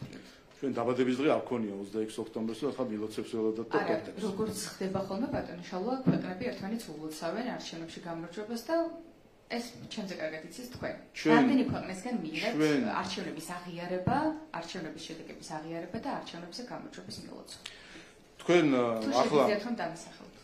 არა, რა თქმა უნდა, არ დაგისახელებთ, იმიტომ რომ კიდევ ერთხელ თქვენ შეიძლება გონიათ რომ ტორტი უნდა გაჭრათ და სანთლები ჩააქროთ და ეს განწყობა იყო თქვენ ოფისებში exit poll-ების ყალბი exit poll-ების გამოყენების შემდეგ, მაგრამ სიამოვნებაში ვინც იზეიმა და ვინც მოგვილოცა, ეს არის 1,120,000 ქართველი ამომრჩეველი მინიმუმ და სხვა ქართველები, რომლებიც ამ არჩევანით არიან გახარებული. ვინაიდან ეს არჩევანი ნიშნავს, რომ ქართველი ხალხის ინტერესებით იმოქმედებს ეს ქვეყანა მომდევნო 4 წლის განმავლობაში და არა სხვათა ინტერესებს. ახლა კიდევ ერთხელ აგესმით იმას, რას ნიშნავს შეჩერება და ეს ისტერია, რომელიც უნდა რომ ოპოზიციამ შემოიტანოს ამ პროცესში და ამიტომაც ვთქვი, რომ ამ ისტერიით ევროინტეგრაცია იქცევა თანამშრომლობის ინსტრუმენტიდან პოლიტიკური იარაღად. და ამიტომ ყველა უნდა მოუფრთხილდეს, მათ შორის ევროპელებიც უნდა მოუფრთხილდნენ ამ თემას, რომ არა ისტერიული წარმოდგენა იყოს იმაზე, რომ არიქა ეხა ერთ თავში პროგრესია თუ სად რა არის, არამედ ეს უნდა იყოს თანამშრომლობითი პროცესი. შეგახსენებთ თქვენს, რომ მაგალითად ასოცირების შეთანხმებასთან დაკავშირებით, ჩვენ 3 წელი თქვენი გაგებით ვიყავით უბედური ქვეყანა, რომელთანაც ევროკავშირი არ იწყებდა მოლაპარაკებას ასოცირების შეთანხმების გაფორმებაზე. მაშინ, როდესაც უკრაინასთან ჰქონდა დაწყებული, მოლდოვასთანაც ჰქონდა. 3 წელი უკრაინასთან აწარმოებდნენ მოლაპარაკებას. მოლდოვასთანაც აწარმოებდნენ და ჩვენ თქვენი განმოსახედით უბედური ქვეყანა ვიყავით ასე მიტოვებული და არ აწარმოებდნენ. იცით რა მოხდა ბოლოს? როდესაც გაიხსნა, როდესაც მივიდა საქმეზე, ჩვენ და გაიხსნა მოლაპარაკებები ჩვენთან, საბოლოო ჯამში ჩვენ და უკრაინა ერთდროულად მოვაწერეთ ხელი ასოცირების შეთანხმებას. ისინი 3 წელი ჩვენზე წინ იყვნენ მოლაპარაკებებში, მაგრამ ჩვენ დავეწინეთ. რატომ? იმიტომ რომ ზუსტად ეს არის ევროინტეგრაცია სადღაცაც კი არ იწყება. ჩვენ კი არ შეჩერდა, იწყება, რაღაც ხდება. ევროინტეგრაციის პროცესში ჩვენ უკვე დიდი ხანია ვართ. არც ერთი წამის არ გაჩერებულა. როდესაც ერთით მაცადეთ, არც ერთი წამის არ გაჩერებულა და როდესაც შედგება ორი ნაწილისგან. ერთი ეს არის ინსტიტუციური ნაწილი, როდესაც საქართველოს ხელისუფლება ევროკავშირთან ერთად მათ შორის მუშაობს, ყველა აი ამ მიმართულებით 34 თავი არის ევროინტეგრაცია. 35 თავი არის ევროინტეგრაცია. მუშაობს ყველა ამ მიმართულებით და მიუხედავად იმისა, მეორე ნაწილი, პოლიტიკური ნაწილი, რა განცხადებებს აკეთებს იმ მომენტის კონიუნქტურიდან გამომდინარე, ეს პროცესი მიდის და როდესაც პოლიტიკური ნაწილი მომწიფებული არის შემდეგ, იმისთვის რომ მიიღოს პოლიტიკური გადაწყვეტილებები და უბრალოდ როდესაც კონიუნქტურები იცვლება ჩვენ და სასარგებლო. შემდეგ როცა უკვე უყურებენ დოკუმენტს, აღმოაჩენენ ხოლმე, როგორც ახლა აღმოაჩნდა. თურმე საქართველოს მოლდოვაზე წინ არის კვლავ. როგორ აღმოჩნდა, რომ მოლდოვას ამდენი ხანი კანდიდატიც არის მოლაპარაკების გახსნა და ჩვენ ვართ ისევ წინ, რანაირად ხდება ეს როგორ ხდება, ხო უნდა ახსნას ვიღაცამ. ამიტომ მე იმის ახსნა მინდა, რომ სინამდვილეში ევროინტეგრაცია არის ორი რამე. ერთი არის პროცესი, რომელიც უწყვეტია და რომელიც აი ამ წელს აი ამ ჯანჯღარში ოპოზიცია არ შემოდიოდა, NGO-ები რას გვეძახდნენ თქვენ თვითონაც დაგვზევდნენ სადარბაზოდან და ოღონდ რაღაც ექნა და იმიდან Facebook-ის ერთი ვოლიდან მეორეზე დაგვათრევდნენ. აი ამ ერთი წლის განმავლობაში აღმოჩნდა, რომ 35 თავიდან 25-ში არის სხვადასხვა სახის პროგრესი. ეს არის პროცესი, რომელიც მიდის და ჩვენ გაჩერებას არ ვაპირებთ. შეჩერება რას ნიშნავს? ანუ ასოცირების შეთანხმება აღარ გვაქვს? აღარ მივიღოთ კანონები, დირექტივები არ გადმოვიტანოთ, თუ ევროკავშირი აღარ შეგვაფასებს. რა თქმა უნდა, ჩვენც ვიმუშავებთ, ევროკავშირიც შეგვაფასებს. ეს არის პროცესი ერთი და მეორე, ეს არის მიზანი. და ამ მიზნისკენ მივდივართ ჩვენ საბოლოო ჯამში. ჩვენ შეიძლება მნიშვნელოვანი არის არა ის, როდის გაიხსნება მოლაპარაკებები. მნიშვნელოვანი არის ის, როდის დაიხურება ეს მოლაპარაკებები. აი ეს გვასწავლა ჩვენივე გამოცდილება, როდესაც უკრაინასთან ჩვენზე ადრე გაიხსნა მაგალითად ვიზა ლიბერალიზაციის მოლაპარაკებები, მაგრამ დახურვაზე რომ მიდგა 3 წელი გვიან დაიწყო ჩვენთან მოლაპარაკებები. და 2017 წელს გახსოვთ ვიზუალიზაციას მივიღეთ, ბოლოს 6 თვე ჩვენ მზად ვიყავით რომ დაგვეხურა მოლაპარაკებები და მიგვეღო უვიზო მიმოსვლა და ევროკავშირი გვითხარა მოდით დაველოდოთ უკრაინას რაღაცები კიდე შესასრულებელი 6 თვე შესასრულებელი აქვს 6 თვე ველოდეთ 2017 წელს და ერთად მოგწეს ბოლოს უვიზო მიმოსვლა. ამის თქმა მინდა რომ ამ ასე ვთქვათ ხმაურის უკან ამ ხმაურის ფონზე საქართველოს ხელისუფლება მუშაობს ამ 35 თავზე და როდესაც პოლიტიკური კონიუნქტურა იქნება მომწიფებული იმისთვის რომ მიიღოს საქართველოსთვის დადებითი გადაწყვეტილებები ჩვენ გაცილებით წინ ვიქნებით ვიდრე სხვა ქვეყნები და ეს განვაცხადეთ კიდევაც 2030 წელს საქართველოს ყველა კანდიდატ ქვეყანასთან შედარებით იქნება ყველაზე მომზადებული ევროკავშირში წევრობა. ბატონო შალოროც თქვენ ამბობთ რომ მილოცვებიო ტორტის გაჭრა და ასე შემდეგო არც ერთი ქვეყნისგან არ მიგიღიათ მილოცვა ერთ ორს ვარ ჩავთვით და ამიტომაც ვერ ჩამოთვალეთ ეს ერთი. მეორე როდესაც ევროკავშირიდან გვეუბნებიან რომ პროცესი გაჩერებულია და თქვენ საპირისპირო სამტკიცებთ ვის უნდა დაუჭეროს ქართულმა ხალხმა ევროკავშირმა რომელმაც უნდა მიიღოს გადაწყვეტილება ჩვენ კავშირში შეყვანაზე თუ ქართულ ოცნებას რომელიც ქართულმა ხალხმა ვისაც უნდა დაუჯეროს ეს თქვა 26 ოქტომბერს და დაუჯერა ქართულ ოცნებას. ეხება არჩევნების გამოძიებას. მათ შორის ცოტა ხნის წინ გაკეთდა განცხადება რესპუბლიკელი სენატორის როჯერ ვიკერის მიერ, რომელმაც პირდაპირ თქვა, რომ არჩევნები გაყალბდა. ყოველ შემთხვევაში ამ სიტყვით განცხადება, ხო, მას კითხეთ ეს თქვენ. ჩვენ ბაიდენის ადმინისტრაციის სახელმწიფო დეპარტამენტის სენატორების კონგრესმენების განცხადება მოვისმინეთ ორპარტიულად, რომ არჩევნები არ ჩატარდა თავისუფლად სამართლიან გარემოში, თუმცა ეს ავტომატურად არ ნიშნავს იმას, რომ არჩევნები გაყალბდა. და მათ შორის ელთოოდურშიც წერია, რომ თავისუფალ და სამართლიან გარემოში ასე პირდაპირ გადაჭრით არ არის ნათქვამი, რომ არჩევნები თავისუფალ და სამართლიან გარემოში ჩატარდა. ჩვენ მოვისმინეთ რამდენიმე წუთის წინ გამოქვეყნდა ნორდიკული ქვეყნების განცხადებაც და ევროკავშირის ცალკეული ქვეყნების განცხადებაც, რომ არჩევნები თავისუფალ გარემოში არ ჩატარებულა და აუცილებელია გამოძიება. პარტნიორები კი აკეთებენ გულყოლო განცხადებებს, რომ შიდა გამოძიება უნდა ჩატარდეს, ცესკომ და ხელისუფლებამ უნდა გამოიწვიოს გაყალბების ფაქტებია, მაგრამ ფორმალურად მაინც არჩეულმა ხელისუფლებამ ყოველ შემთხვევაში ასეთი განცხადება მოვისმინეთ.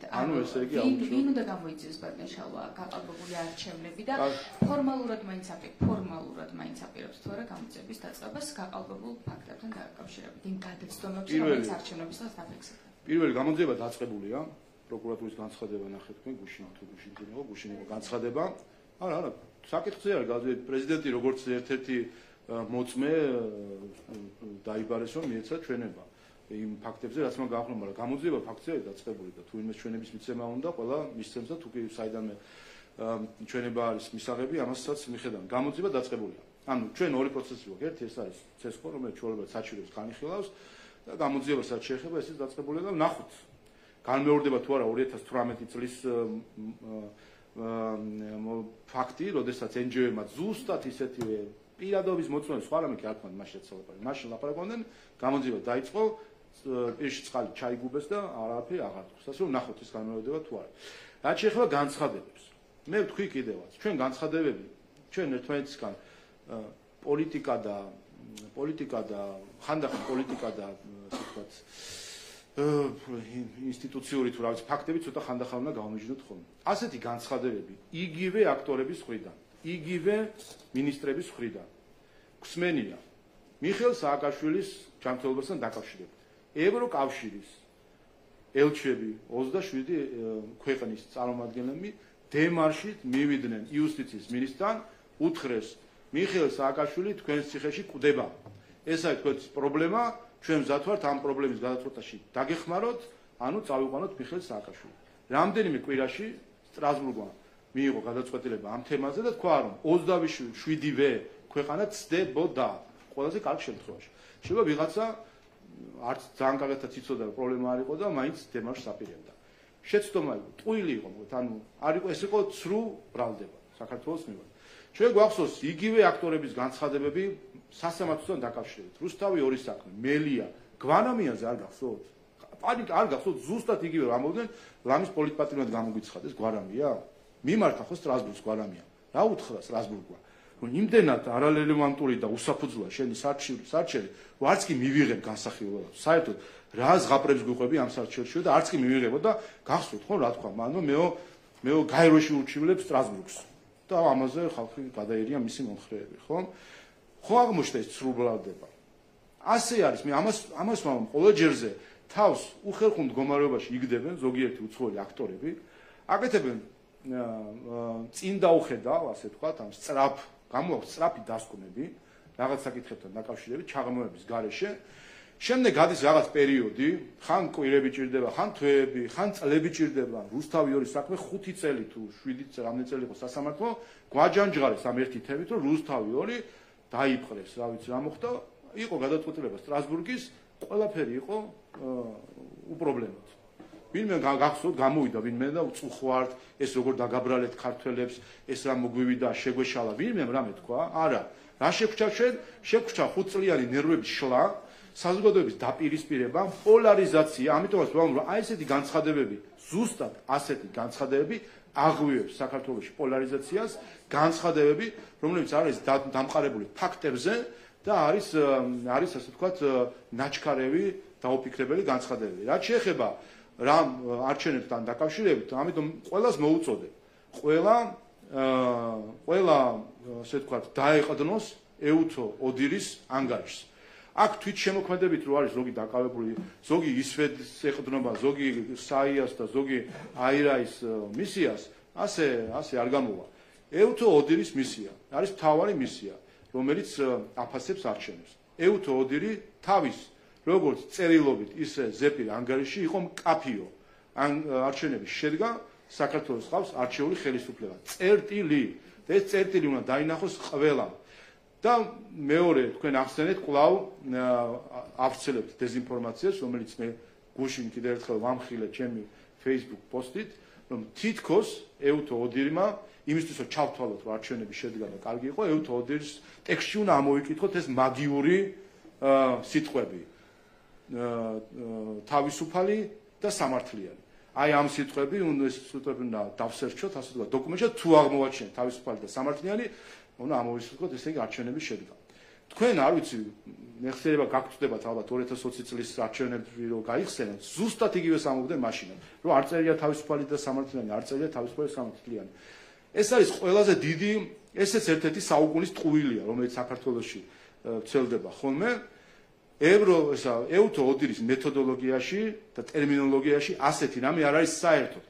მას ამ ლოგიკით არც ამერიკის, არც პოლონეთის, არც საფრანგეთის და არც მოლდოვის აი ახლა რო ჩატარდა არჩევნები არ შეუფასებია მასე თუ მივყვებით თავისუფალ და სამართლიანად. ერთადერთი მიზეზის გამო ამ ტერმინს ისინი არ იყენებენ. უფრო მეცაც გეტყვით.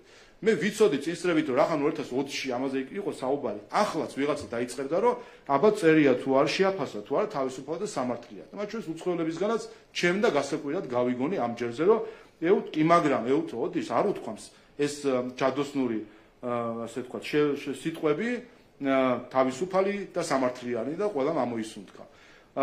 და მქონდა მე ამაზე ეუთო ოდის მისიასთან საუბარი არჩევნებამდე, როცა მათ შევხვდი და ვუთხარი რომ იცოდეთ ასეთი რამე არის, ესეთი მოლოდინი შეიძლება იყოს, ეს უნდა ჩაიწეროს და მაინტერესებს კიდევ ერთხელ რომ დააზუსტოთ ამ ტერმინოლოგიას. თქვენ იყენებთ თუ არა? მივიღე მკაფიო დასტური იმისა, რომ ესეთი ტერმინოლოგია არ გამოიყენება. რაღაც შორს ვიაროთ, ბატონი ნიკა სამხარაძე თავად იყო ეუთო მისიის ხელმძღვანელი იყო ახლა მაკედონიაში არჩევნებს. თავად იყო ხელმძღვანელი. ახლა ვინ და მე მგონი ნიკა სამხარაძე ზუსტად იცის რა არის ტერმინოლოგია. ამიტომ ეს არის ტყუილი. და ეს მნიშვნელოვანია, რომ ეს დეზინფორმაცია შეწყდეს დღესვე. და განსაკუთრებით ეს დეზინფორმაცია შეწყვიტონ უცხოელმა აქტორებმა, თითქოს ეუთო ოდირმა ეს სიტყვები უნდა გამოიყენოს რომელიღაცა დოკუმენტში. ეს არის დეზინფორმაცია, ეს ეწინააღმდეგება 9 რეკომენდაციას დეზინფორმაციასთან დაკავშირებით, ამიტომ ყველას მოუწოდებ, რომ ეს დეზინფორმაცია დღესვე შეწყდეს. ეუთო ოდირს ისიც თქმაც უნდა თქვა გასაგებად ტექსტშიც ზეპირადაც, რომ ეს არჩევნები შედგა და რომ საქართველოს ყავს არჩეული ხელისუფლება. და ყველას მიუხედავად იმისა, ეხლა ისინი კმაყოფილი არიან თუ არა ამ არჩევნებში, ჩვენ ხედავდით, რომ ამ არჩევნებში უცხოელები მონაწილეობდნენ. პირდაპირ მხარე იყო. ხედავდით ხომ მოწოდებებს უცხოელი პოლიტიკოსების მხრიდან. უცხოელი, მათ შორის ევროპელი პოლიტიკოსები ჩართული იყვნენ და ზოგიერთი ორგანიზაცია, რომელიც აფინანსებდა, გახსოვთ, თქვა იგივე დანიური ორგანიზაცია, რომელიც აფინანსებდა საარჩევნო კამპანიის ღონისძიებებს და სხვა 20 ოქტომბერი ერთი მოიკითხეთ, ვისი ფულით ჩატარდა 20 ოქტომბრის ღონისძიება, შემთხვევით უცხოელი ფული ხო არ იყო იმ პარტიულ საარჩევნო ღონისძიებაზე, იყო თუ არა უცხოელი ფული. კიდევ ერთხელ, უცხოელები იყვნენ ჩართული ამ არჩევნებში და გასაგებია, რომ ისინი თავს დამარცხებულად თვლიან ამ არჩევნებში. და ეხლა ეს თავისი ფრუსტრაცია ამ დავარცხების. უნდათ რომ ქართულ ხალხზე, ესე ვთქვათ, ჯავრის ყრაში გადმოიტანონ და ასე არ გამოვა. კიდევ ერთხელ 1,120,000 ქართველის ხმას ვერავინ ვერ გააუქმებს. ყველამ უნდა კარგად გაიგოს ეს ხმა, მათ შორის დაფიქრდეს, რატომ იყო ეს ხმა ასეთი ხმამაღალი, ასეთი მჭექარე და შემთხვევით თავად ზოგიერთი ევროპელი თუ უცხოელი, თავად ხო არ არის მიზეზი იმისა, რომ ქართველი ხალხი ქუდზე კაცად გამოიყვანეს იმისთვის, რომ მათთვის ხმა მიეწვინათ, რომ ასე არ შეიძლება საქართველოსზე რაღაც ესე ზემოდან ყურება და განსაკუთრებით პოსტსაბჭოთა ქვეყნების ზოგიერთი წარმომადგენელი და ამ ტერმინს გამოვიყენებ ზუსტად, იმიტომ რომ თავისი მეთოდებით იქცევიან როგორც პოსტსაბჭოთა ქვეყნის წარმომადგენლები, რომლებიც ზემოდან დაყურებენ ქართულ ხალხს და ფიქრობენ, რომ რაღაცნაირად აქ კლასის დამრიგებლები არიან და უნდა ქართულ ხალხს მიუთითონ რა არის კარგი და რა არის ცუდი. ბატონო, ბოლო კითხვას დაგისვამთ, თქვენ თქვით წინ დაუხედაობაზე საუბრეთ. ანუ თქვენი განცხადებით თუ ვიმსჯელებთ ბაიდენი, მიშელი, ჟოზეფ ბორელი და ევროკავშირის ყველა სახელმწიფოს ლიდერი არის წინ დაუხედავი, როდესაც არჩევნების შედეგების გამოძიებას ეთხოვენ? ყველა წინ დაუხედავია? არა თუ ცალკეული პოინტი, მთელი ევროკავშირი თლიანად 27 ქვეყანა მოიქცა წინ დაუხედავად, როდესაც დემარში გამოუცხადეს საქართველოს მიხეილ სააკაშვილის გამო. ეს აი ჩვენ წინ ვერ გავიხედებით, ხომ? არ ვიცით რა დღეს რასაც ვაფასებ წინ დაუხედავად, რამდენად არის თუ არ არის წინ დაუხედავად. წინ გახედვა რთულია, მაგრამ ხო შეგვიძლია უკან გავიხედოთ. და ხომ ნახავთ, რომ თლიანად ევროკავშირი მოიქცა ნაჩქარევად წინ დაუხედავად, როდესაც რეალური საფუძვლის გარეშე დემარში გამოუცხადა საქართველოს მიხეილ სააკაშვილის თან დაკავშირებით, რომელიც რამდენიმე კვირაში ამხილა სტრასბურგის სასამართლომ, რომ ასეთი საფუძველი ამ დემარშს არ ქონია. მოგესალმებით ბატონო შალვა, მთავარი არხი ნანუკა მაღლაკერიძე. ბატონო შალვა, თქვენ არ ვიცი როგორ გყავთ ამას პოლიტიკურ განცხადებად, ინსტიტუციონალურ განცხადებად, მაგრამ ფაქტია, რომ ევროკავშირის ელჩმა პირდაპირ თქვა, რომ ხელისუფლების ქმედებების გამო, ლიდერების გამო შეჩერებულია ევროკავშირში შემდეგი ნაბიჯები, ხომ საქართველოსი. ამ შემთხვევაში მე მინდა გკითხოთ, თქვენ რა ნაწილში იღებთ ქართული ოცნება პასუხისმგებლობას ამ შეჩერებასთან დაკავშირებით და როგორი შეიძლება იყოს შემდეგი ნაბიჯები, იმიტომ რომ საუბარია მათ შორის სანქციებზე და ყველაზე მნიშვნელოვანი, რაც ქართულ ხალხს ადარდებს, ეს არის ვიზა ლიბერალიზაციის საკითხი, რომელთან დაკავშირებითაც ვიცით, რომ ევროკავშირში კოალიციური უმრავლესობისთან დაკავშირებით მზაობა უკვე არსებობს, რომ საქართველოსთან დაკავშირებით ეს საკითხიც განიხილონ. პასუხი მაინტერესებს. რატომ უნდა განიხილოს? საფუძველი რა? საფუძველი რა? ბევრი საკითხი ამაზე საუბრობენ, თქვენ უკვე უნდა იცოდეთ წესით, ხელისუფლებაში ხართ, ჩემზე კარგად იცოდეთ. შეიძლება არსებობდეს, თუმცა ევროკავშირი თავად ღიად ამბობს, ქვეყნები კოალიციური უმრავლესობა ამბობს, რომ არის მზაობა იმასთან დაკავშირებით, რომ შეუჩერონ ვიზა ლიბერალიზაცია, იმიტომ რომ ბევრ პრობლემებს უქმნის ეს საკითხი. მაგალითად რა? მაგალითად თქვენ უნდა იცოდეთ, მაგალითად, იმიტომ რომ თქვენ ხართ ხელისუფლებაში და უნდა მოგეკულიათ რა თქვენ არც იცით. თქვენთან და თქვენ იცით. მოხედავთ, უყურეთ, ანუ ეს ჩვენი პრობლემა ხო არ არის? ეს აღმოჩნდა, რომ არის მათი პრობლემა, ვინც ამ საკითხზე საუბრობს, რომ ვიზა ლიბერალიზაციის შეჩერება. გამოდის, რომ ისინი ვერც კი ვერ აგიხსნეს რა უნდა იყოს ამის საფუძველი. და თუ კი ვერ ხსნიან რა არის საფუძველი, გამოდის, რომ ამის უკან არის მხოლოდ პოლიტიკური мотиваცია ვიღაცის მიმართ.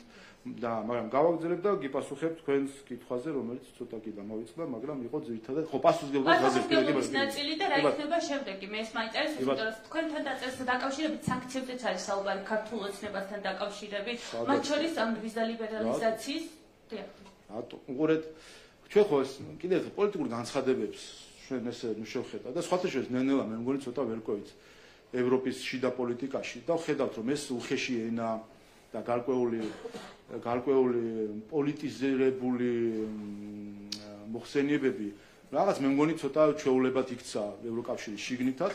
ნახეთ თუნდაც ბატონი ორბანის გამოსვლა ევროპარლამენტში, თქვენს თუ აკვირდებოდით. სიმართლე გითხრათ, ცოტა ის იყო, ხო, სხვა ქვეყნის ხელისუფლების ხელმძღვანელს პირდაპირ ეუბნებოდნენ, რომ შენ არ უნდა იყო პრემიერ-მინისტრიოს, თქვენთან სხვა პარტიის ხელმძღვანელი უნდა იყოს. ცოტა სიმართლე გითხრათ, ცდება ჩვენს წარმოდგენებს სუვერენიტეტთან დაკავშირებით, თუმცა ვინაიდან ევროკავშირის წევრი ქვეყნები არიან, ამ ხრივ რაღაც ერთი პოლიტიკური ჯგუფი არის და ასე შემდეგ, გასაგებია თუმცა საქართველოსთან დაკავშირებით, რა თქმა უნდა, ასეთი მიდგომები იქნებოდა მიუღებელი და კარგია რომ თლა დღიად ასე არ არიან, თუმცა ჩვენ ნახეთ ჩამოსული ევროპარლამენტარები და თუ სხვა ქვეყნის პოლიტიკოსები, რომლებიც პირდაპირ ამბობდნენ, ამას არ მისცეხმა, ამას მიეციხმა. ვინ ეკითხება უცხოელ პოლიტიკოსს, რომ ჩამოვიდეს თქვას, რომ ამას მიეციხმა და ამას არ მისცეხმა. რაც შეეხება პასუხისმგებლობას. ჩვენ პასუხისმგებელი ვართ იმ 10%-იანი ეკონომიკურ ზრდაზე, რომელიც საქართველოშია. ჩვენ პასუხისმგებელი ვართ იმაზე, რომ საქართველო არის ნომერ პირველი ქვეყანა და იქნება სოფლიო სავალუტო ფონდის შეფასების 2029 წლის ჩათვლით. წარმოგიდგენთ დასკვნა და ეს რომ ჩაწერეს რომ აბა ხალხო ვინ იქნება ნომერი პირველი ქვეყანა ეკონომიკური ზრდის ტემპებით ევროპაში? პასუხი საქართველო 2029 წლამდე. ამაზე ვიღებთ პასუხისმგებლობას. მათ შორის ეს ეკონომიკური ზრდა ჩვენ დაგვიჯდა გარკვეულ კრიტიკულ დისკუსიის ფასად ევროკავშირთან, რომელმაც ნახეთ თქვენ ევროპარლამენტის რეზოლუცია, სადაც იყო სურვილები, რომ დაგვეწესებინა სანქციები. გავანაწყენეთ ევროპელი ზოგიერთი პოლიტიკოსი, გავანაწყენეთ იმით, რომ არ დავაწესეთ სანქციები. დღესაც ხომ ხედავთ, რომ წამოსაძახებელია, ხომ? გუშინ ბატონმა ზელენსკიმ განაცხადა, რომ სანქციებს არ უწესებთ და ნაწყენია ამას. გავანაწყენეთ ბევრი პოლიტიკოსი, მაგრამ რა ვქნათ? ჩვენ 10%-იანი ზრდა არის ჩვენთვის მნიშვნელოვანი და ჯობია განაწყენდნენ სხვები, ვიდრე განაწყენდეს ქართული ხალხი. ჩვენ, როცა არჩევანი გვაქვს, სხვებსა და ქართულ ხალხს შორის, ვირჩევთ ყოველთვის ქართულ ხალხს. ხოლო ოპოზიცია, როდესაც არჩევანი აქვს სხვებსა და ქართულ ხალხს შორის, ყოველთვის ხას უსვამს, არა ზოგჯერ, ყოველთვის ირჩევს უცხოს იმისთვის, რომ მისი შექება მისთვის მნიშვნელოვანი და არა ქართული ხალხის. ბატონო შალო, ფაქტობრივად იგივე პასუხი რაც წინა გამოსვლას ჟურნალისტი. რაც ადასტურებს, რომ ჩემი პასუხი არის გულახდილი და მაგრამ თქვენ საუბრობთ თუთხილად სანქციებზე, აპელირებთ სანქციებზე და არასოდეს არ საუბრობთ იმ ანტიდემოკრატიულ კანონებზე, რომელზეც მიგითითებდნენ, მაგალითად რუსული სტილის კანონზე. რომელი ანტიდემოკრატიული? ეგრეთ წოდებული მოდი, ახლა მაგაზე გიპასუხე. მაგალითად ოფშორების კანონი, ოფშორში რა არის ანტიდემოკრატიული? ძალიან ბევრი პირდაპირ მოგებული კანონი არის, მაგალითად დემოკრატიასთან ჯერისით ხაი დემოკრატიასთან რა კავშირია? არ ვართ, უბრალოდ გეკითხებით, ევროპა რას გთხოვთ იმას, რომ თქვა სანქციები დააწესოთ, თუ გთხოვთ ამასთან ერთად იმას, გთხოვთ თუ არა ევროპა იმას, რომ ანტიდემოკრატიული კანონებზე უარი თქვათ, რასაც განცხადებებშიც კეთდებოდა. საქართველოს პარლამენტი არ იღებს ანტიდემოკრატიულ კანონებს. ყოველ შემთხვევაში ეს არ არის არასდროს ჩვენი განზრახვა. რა თქმა უნდა, კანონები ზოგიერთი შეიძლება რაღაც ასპექტში არ იყოს თანხმედაში, მაგალითად კონსტიტუციასთან და საქართველოს პარლამენტს წელიწადში 10 სხვადასხვა დავა აქვს ხოლმე საკონსტიტუციო სასამართლოში, სადაც ჩვენი მოქალაქეები დაობენ ამა თუ იმ ნორმასთან დაკავშირებით, რამდენად შეესაბამება კონსტიტუციას ან არა. არის საკითხები, რომელსაც იგებს საქართველოს პარლამენტი, არის საკითხები, როდესაც საქართველოს პარლამენტი საკონსტიტუციო სასამართლო მიუთითებს ხოლმე, რომ რაღაც კორექტივაა შესატანი კანონში, იმისთვის, რომ ის სულ თანხმედაში იყოს კონსტიტუციასთან. ეს არის ყოველი დემოკრატიის ნაწილი, ასევე არის გერმანიაში, საფრანგეთში, სხვა ქვეყნებში, რომ კანონებს შემდეგ ამოწმებს სასამართლო. თქვენს მიერ ნახსენები გამჭვირვალობის კანონს აქვს ორი ასპექტი. ერთი ის ცრუ ნარატივი, რომელიც მათ შორის უცხო აქტორების ჩართულობით რომის დამკვიდრება სცადეს უცხო აქტორების ჩართულობით, თითქოს ეს კანონი არის ან კოპირებული რუსულიდან, ან სულისკვეთებით რუსულიდან, ან საერთოდ რაიმე რუზე დაწყებული ტერმინი შეიძლება გამოვიყენოთ ამ კანონთან დაკავშირებით. სტრასბურგის სასამართლომ რამდენიმე დღის წინ დაამსხვრია მთლიანად ეს დეზინფორმაცია და ყველას, ვინც ოდესმე გამოიყენა სიტყვა რუსული კანონი ამ კანონთან დაკავშირებით, უწოდა მატყუარა. იმიტომ რომ ზუსტად იქ თქვა, რა არის, რა აქცევს ამ კანონს, როდის არის ასეთი ტიპის კანონი, რუსულის მაგვარი კანონი, კიდევ კრიტერიუმები ჩამოწერა, რომელიც პარტნიორები ბოლო განცხადებებით უკავშირდებოდა. აი, მოდი მის მინეთ და მე ერთად დავფიქრდეთ კი, მაგრამ რატო მოგვიწოდეთ.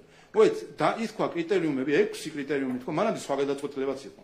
სადაც ასევე რაღაც კრიტერიუმი იყო, რომელსაც არც ერთი არ იყო ჩვენთან, და ამაზე საკონსტიტუციო სასამართლოში ვისაუბრეთ.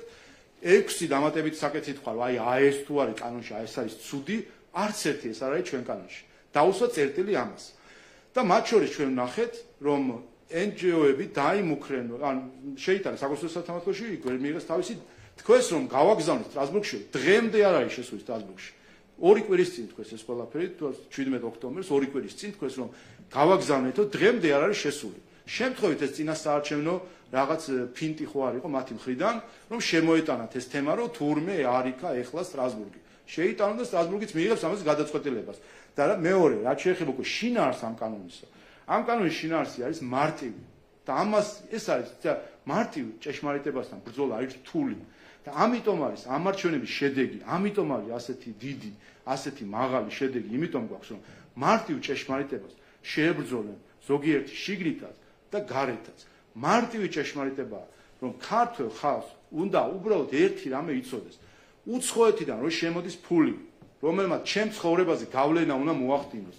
მითხარი ეს ფული საიდან შემოდის, რაში იხარჯება. წერტილი, მეტი არაფერს ეს კანონი არ ითხოვს, გარდა იმისა, რომ მითხარი ვინ ხარ, რა ხარ, რა გინდა. ბატონო, კითხავ თუ შეიძლება. არჩევნების შედეგებთან დაკავშირებით პასუხი არის ყოველწლიური ჩემთვის და კიდევ ჩაგეკითხები, ვინ მოგილოცათ და რამდენმა ქვეყანამ აღიარა ეს შედეგები და ვინ მოგილოცათ კონკრეტულად რომელმა ლიდერებმა დასავლეთიდან დაგვისახელეთ.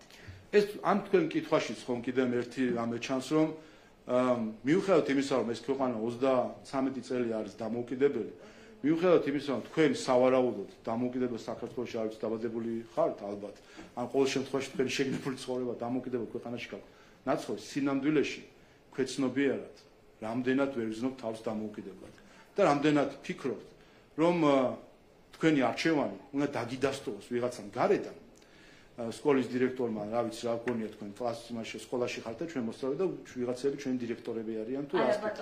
თქვენ აი როგორ გინდა თქვენ ძალიან კარგად იცით, რომ დემოკრატიულ ქვეყანაში დემოკრატიულად ჩატარებული არჩევნების შედეგები იდება და ეს ლიდერები ერთმანეთს ულოცავენ. თქვენ ჩემზე კარგად იცით და თქვენ მოგილოცავთ, ესეც ჩემზე კარგად იცით, იყო ორბანი, მარგარიტა სიმონიანი და სხვადასხვა მაგალითად, არ ვიცი, საგარეო საქმეთა მინისტრი.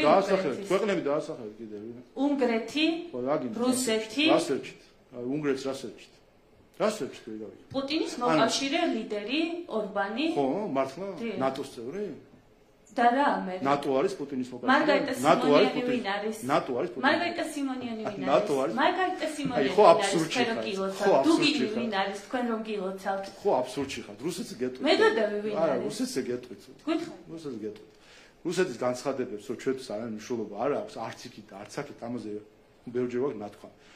თქვენ უნგრეთი ნატო რო გონიათ პუტინის მოკავშირე და აი აქ რაც ჩაიდინეს თქვენმა აქვია აღშფოთებული მოქალაქე ეგრეთ წოდებული ხო ესეთი სახე ჩამოყალიბდა ჩვენს ქვეყანაში აღშფოთებული მოქალაქე. ხან ჩვენ რო გვივარდებოდნენ და ახლა ორბანს რომ მიუვართ. აი ამაზე დიდი ეს სირცხვილი კი არის. ეს არის უბრალოდ რა გითხრათ, უცოდინრობა. უცოდინრობა ევროკავშირის წევრი ქვეყნის ხელმძღვანელს, ნატოს წევრი ქვეყნის ხელმძღვანელს მიდიხარ და რა უძახეს ხო გახსოვთ ახლა თქვენი კამერები იყო ის ტერმინები რომელსაც ზუსტად რუსეთის ხელმძღვანელობასთან გამოიყენებენ ხოლმე. აი ეს ხო აჩვენებს თუ რა დონის აბსურდში ცხოვრობს საერთოდ ეს აღშფოთებული მოქალაქის პროტოტიპები, რა დონის აბსურდში ცხოვრობენ, რომ ევროკავშირს და ნატოს წევრებს ეძახიან რაღაც მოკავშირეებს. ამიტომ კიდევ ერთხელ ამაზე რომ გითხრათ, ჩვენი ფილოსოფია ქართული ოცნების და ჩვენი 1,100,000 მხარდამჭერის ამ არჩევნებზე ფილოსოფია და ყველა სხვა საქართველოს მოქალაქის ფილოსოფია, რომელიც ჩვენ შეიძლება ამ არჩევნებზე ან მოსული არ იყო, ადგილზე არ იყო, ან შეიძლება სხვას დაუჭირა მხარი, მაგრამ ამ ხრივ ჩვენ ამ მიდგომას იზიარებს. ჩვენი ფილოსოფია არის, რომ ჩვენ იმიტომ ვარ დამოუკიდებელი ქვეყანა, იმიტომ მოვინდომით, რომ ვიქნებოდ, ვიყოთ ვიღაცის წევრი ქვეყანა და მე როგორც აი თქვენი ტელევიზიის ფლობელები ამბობენ ხოლმე, ბატონი ვაშაძე თუ ახლომყოფები ამბობენ ხოლმე რომ უცხოელებმა ჩაგვიტარონ არჩევნები, უცხოელები იყვნენ ჩვენთან მოსამართლეები, უცხოელებმა გამოიძიონ რაღაცა. ეს საქართველოს გინდათ? რა გინდათ? ვასალური ქვეყანა გინდათ ამ ქვეყანაზე? ეს ხო ვასალური აზროვნება არის, რომ თქვენ დაბადების დღე რა, თქვენი დაბადების დღე მაშინ დადგება, როცა გილოცავენ თუ მაშინ დადგება, როცა დადგება. აი ეს ხო ეს განსაზღვრავს ვინ მილოცავს, ვინ ვართ, ვინ. არა, არჩევნებს განსაზღვრავს, არჩევნებს გარჩევს ქართველი ხალხი. ქართველმა ხალხმა მიიღოს ნაწილში ვერ გავიგე, რაზე იღებთ შეჩერებული გაწევრიანების პროცესი, რაზე იღებთ პასუხისმგებლობას. ჩვენ პასუხისმგებლობას, ჩვენ ვიღებთ პასუხისმგებლობას ჩვენ გადაწყვეტილებებზე, ჩვენ ვერ ავიღებთ პასუხისმგებლობას სხვის გადაწყვეტილებებზე. ჩვენი გადაწყვეტილების შედეგი არის 10%-იანი ეკონომიკური ზრდა. ჩვენ რომ დაგვეჯერებინა სხვისთვის, მათ შორის ევროკავშირის წარმომადგენლებისთვის, ჩვენ არათუ ეკონომიკური დაგვექნებოდა, ჩვენ გვექნებოდა ეკონომიკური კოლაფსი. ამიტომ ჩვენ გაწევრიანება ვისი პასუხისმგებლობა? გადავიდეთ ჩვენ ეს იმ მათ სხვის გადაწყვეტილებაზე ჩვენ პასუხს ვერ ავიღებთ. ერთი, მეორე, ევროკავშირის ბრალია, რომ გაგვიჩერეთ, თქვენი brალი არ არის ეს ქართული ოცნების? ანუ აქ ბრალეულობაზე კი არა, აქ არის პასუხისმგებლობა. ჩვენი პასუხისმგებლობა არის, რომ 2022 წლის ივნისში არ მოგვცეს კანდიდატის სტატუსი. იცით რატომ? იმიტომ რომ არ დავაწესეთ სანქციები. იმიტომ რომ არ წავედით იმ ესკალაციაზე, რომელიც მოლოდინიც ჩვენს მიმართ იყო. ასე რომ ჩვენ პასუხისმგებლობას ვიღებთ, რომ ამის შედეგად საქართველოს ეკონომიკა არ ჩამოიშალა, ამის შედეგად ჩვენ არ დავდექით სავარაუდო ომის პირისპირ და ამის შედეგად თქვენ დღეს ახლა აქედან გახვალთ, გექნებათ მე მგონი მზე არის, მზიანი დღე, გადაადგილდებით კომფორტული ავტობუსებით, იქნება გამართული ინფრასტრუქტურა და არ იქნება დანგრეული ქვეყანა ფიზიკურად თუ ეკონომიკურად. ანუ ბატონო შალვა, მზიანი დღესაც თქვენ ნუ დაიბრალებთ, რომ თქვენი დამსახურება მზიანი დღე გვექნება. ბატონო შალვა, თუ შეიძლება გითხარით ასევე, მაინტერესებს გამოძიების ნაწილში თქვენ, ანუ მხოლოდ პროკურატურა რასაც აწარმოებს ეს არის თუ ასევე საერთაშორისო გამოძიება, რომელზეც საუბრობენ, ამაზე რა პოზიცია გაქვთ ესეც გაგვაცანით? მე წერან შეგახსენებთ, ჩვენ ვარ დამოუკიდებელი სახელმწიფო საკუთარი იურისდიქციის მართლმსაჯულებით და ადმინისტრაციული პროცედურებით, რომელიც თავად იძიებს ყველა საკითხს და ჩვენს მართლმსაჯულებას არ აქვს არანაირი ხინჯი. მიუხედავად იმისა, დავიწყო, როგორ გვაბრალებდნენ, სააკაშვილის საქმე, გვარამიას საქმე, მელიას საქმე, რუსთაველის საქმე, ყველა ამ საქმეზე აი ეს ხალხი თქვენ ვისგანაც მოლოცვებს ელით, დილით იღვიძებთ ალბათ, რომ ვინ მოგვილოცა თუ არა და ქვეყნების სია გაქვთ, რომ მონიშნოთ ამან მოგვინოცა, აი ყველა ის ხალხი, ყველა ის ხალხი. თქვენ მხოლოდ რუსეთს ინიშნავთ? ჩვენ რუსეთთან დიპლომატიურ ურთიერთობაც კი არ გვაქვს, საერთოდ მონიშნაზე როგორ არის საუბარი. უყურეთ, ყველა ის ხალხი, ან წარმოსახვითი პროტოტიპი იმისა, რასაც თქვენ ედეთ, ისინი ყველა თქვენს მათ შორის, იმიტომ ეს სასამართლო თქვენიც არის, თქვენი სახელმწიფოა, ხო? ჩვენ ყველას გვაბრალებდნენ, რომ არის პოლიტიზებული მართლმსაჯულება ამ საქმეში, ამ რუსთავი ეს ყველაფერში წლები. გავიდოდა პერიოდი, გამოვიდოდა სტრასბურგი და იტყოდა რომ ის ხალხი, რომელიც თქვენი ასე ვთქვათ, მოლოდინის ხალხი, რომელიც აბრალებდით საქართველოს, რომ არის პოლიტიზებული მართლმსაჯულება, ხართ მტკვანები, ქართული მართლმსაჯულება არის მართალი. ყოველ ჯერზე ეს ხდებოდა. ნუ ხა რაღაცა თქვენ ხომ აქედან გაკვეთილი გამოიტანოთ, რომ რატომ იცით რომ უყურეთ რაღაცეებში, ახლა უყურეთ სოფლიო გახდა დინამიური. ინფორმაცია ვრცელდება სწრაფად. აქ რო რაღაცა მოხდება 5 წუთში ბატონი როთი ტვიტზე რაღაც კომენტარებს წერს. არ ვიცი ესე სწრაფად როგორ იღებს ინფორმაციას, მაგრამ ესეთი დინამიური არის საინფორმაციო ველი საქართველოში. ეს გინდა არ გინდა, ამას მიიღავს სხვა ვიღაც აქტორები იმაში, რომ ძალიან სწრაფად, ადვილად, დაუფიქრებლად, წინ დაუხედავად იქმნიან განწყობებს და შემდეგ აი ეს განწყობებს თარგმნიან საკუთარ პოზიციებში. და შემდეგ უშვებენ შეცდომას საქართველოსთან დაკავშირებით და ეს შეცდომები დოკუმენტირებულად ვიცით ჩვენი ისტორიიდან ვიცით რომ შეცდნენ ბევრჯერ საქართველოს დაკავშირებით მათ შორის შეცდნენ 2022 წლის ივნისში როდესაც კანდიდატის სტატუსი არ მოგვანიჭეს და რა ვქნათ ახლა სხვის შეცდომებზე ჩვენ პასუხს ვერ ვაქვს. ბატონო შალვა, ერთ განმარტებას გიხოთ, აი სლაიდი რომელიც თქვენს უკან არის, სალომე ზურაბიშვილის ჩართულობაზე ისაუბრეთ ადმინისტრაციულ რესურსებთან დაკავშირებით.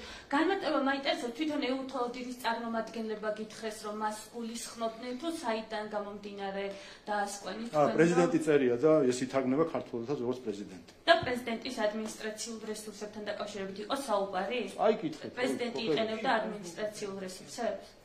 აი უყურეთ პოტენციურად მუშაობდა მისი მანდატის ნეიტრალური არბიტრის მანდატის მიღმა. კონსტიტუციური მანდატი ისიც არის, ეს და არის ამას გულისხმობდნენ საერთაშორისო დამკვირვებლები, როდესაც ადმინისტრაციული რესურსების გამოყენებაზე საუბრობდნენ და არა მაგალითად იმ მერების ჩართულობაზე, რომელზეც მერებზე გიპასუხეთ მაგაზე. ანუ ამაზეც ეს თქვი, ხო? მე იმიტომ გავუსვი ხაზი, რომ არც ერთი ადგილობრივი დამკვირვებლის ანგარიში არ მოხდა ქალბატონის სალომეს გაცდენა, ზუსტად პირდაპირ წერია, მშვენიერი ფორმულირება არის, რომ ის თავის კონსტიტუციურ მანდატს ცდება, როგორც არბიტრსა სხვადასხვა სახელმწიფო ინსტიტუციებს შორის და გახდა პოლიტიკური აქტორი. ამიტომ წავიკითხეთ რა სიტყვა პრეზიდენტი, ვიფიქრეთ, რომ სავარაუდოდ საქართველოს პრეზიდენტია საუბარი და გამოვიტანეთ დასკვნა, რომ ეს ეხება ქალბატონ სალომეს. ახლა ცოტა მეც ირონიაში გადავდივარ, რომ ამას ასე ხსნი, მაგრამ ირონია კი არის, ტრაგედია არის, რომ ის ხალხი, აი გუში რომ გამოვიდნენ და მთელი არჩევნები უნდა გაუქმდესო და ასეთი გაფაციცებული რო უყურებენ წერტილებს, სადრა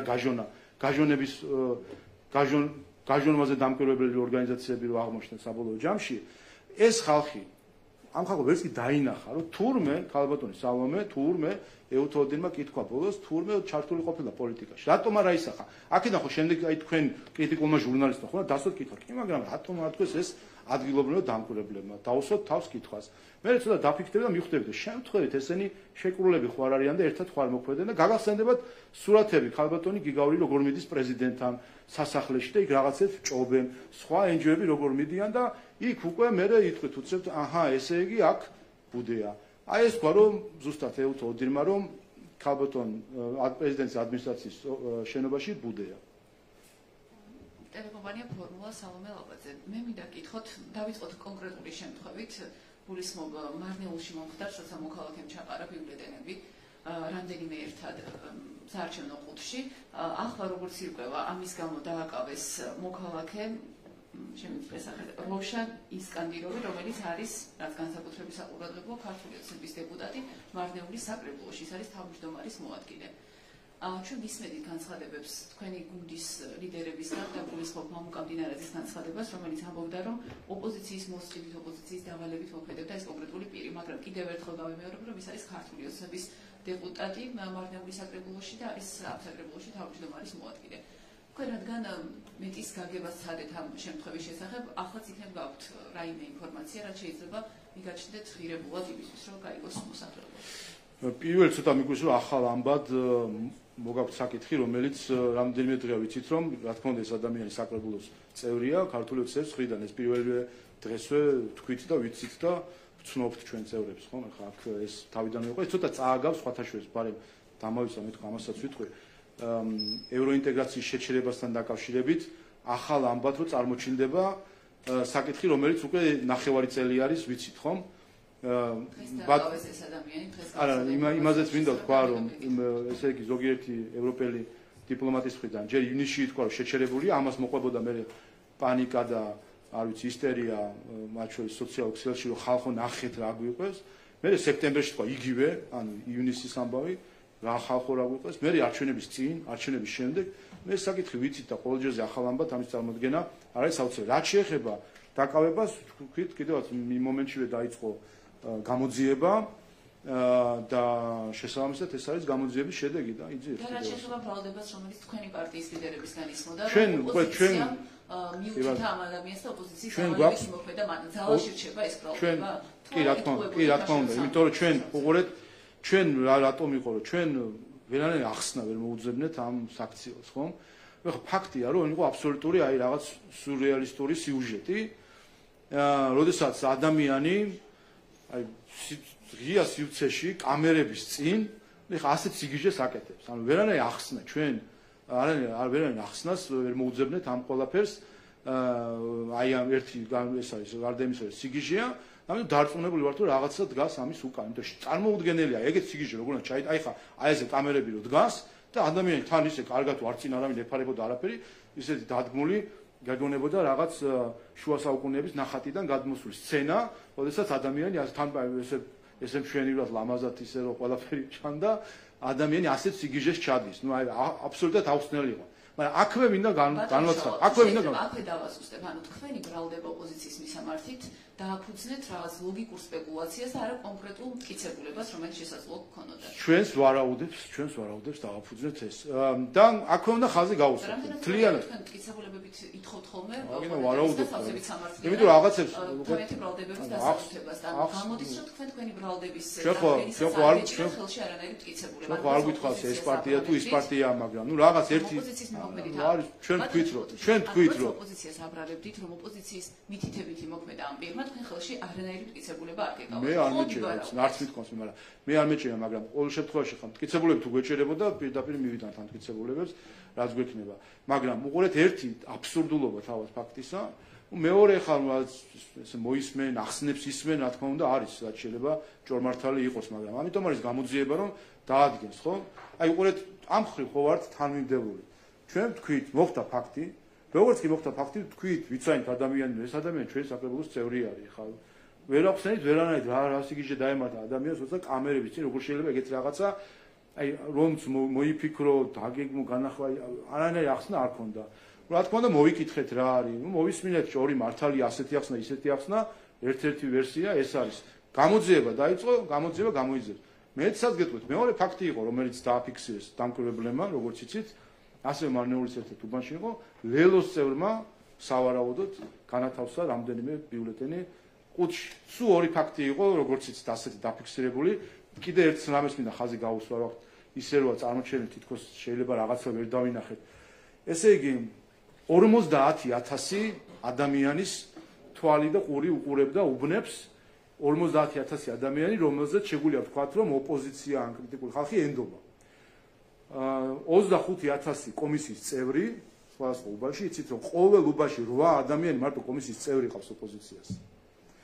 და 25,000 იყვნენ დამკვირვებლები. აქედან 2,000-მდე იყო საერთაშორისო დამკვირვებლები, 23,000 ადგილობრივი. ჯამში 50,000 კაცი აკვირდებოდა 3,000 უბანს. ან თითო უბანზე 15 ადამიანი იყო, რომელზეც შეიძლება ითქვას, რომ ოპოზიცია თუ არ ვიცი სხვები წესით ედობიან, ხო? თვალი, ყური, ყველაფერი იქ იყო და ეხლა რაღაც საუბარი რა ვინმესამი და აი ამ ყველაფერში იყო ეს ორი ფაქტი, რომელიც ერთი ვიხილეთ ლანის პირდაპირ ეთერში, მეორე არ ვიცი არ ვინახავს, მაგრამ ყოველ შემთხვევაში რაღაც საჩივარი არის. კონკრეტულ პასუხებს გთხოვთ? კიდევ ორ კითხვაზე. პირველი უკავშირდება აი ფარულობის პრობლემას. თქვენ თქვით რომ სერიოზულად არ უნდა აღვიქვათ ეს საკითხი, მაგრამ ამ თემას იმდენად სერიოზულად აღიქვამენ ავტორიტეტული ორგანიზაციები, მაგალითად საიამ გადაწყვიტა, რომ გაასაჩივრა 90 უბნის შედეგის გასაჩივრება. უბნების 90%-ის უпростоრად, უბნების 90% შედეგის გასაჩივრება. სწორედ იმის გამო, რომ ამ ორგანიზაციის შეფასებით ფარულობა იყო დარღვეული ამ არჩევნებზე. და თქვენ რო თქვით, რომ მეხუთე დღეს აღმოაჩინეს ეს პრობლემაო, ცხადი არც ეს არის სიმართლე. აი მაგალითად იმავე საიამ ჯერ კიდევ სექტემბრის თვეში მიმართა ცესკოს ამ პრობლემის შესახებ. და მოიღო პირობა საარჩევნო ადმინისტრაციისგან, რომ არჩევნების დღეს ასეთ პრობლემას ადგილი არ ექნებოდა, მაგრამ ცხადია, რომ ეს პირობა ვერ აღმოჩნდა დაკმაყოფილებული. ანუ ცესკომ ვერ მოხერხა ამ პრობლემის მოგვარება.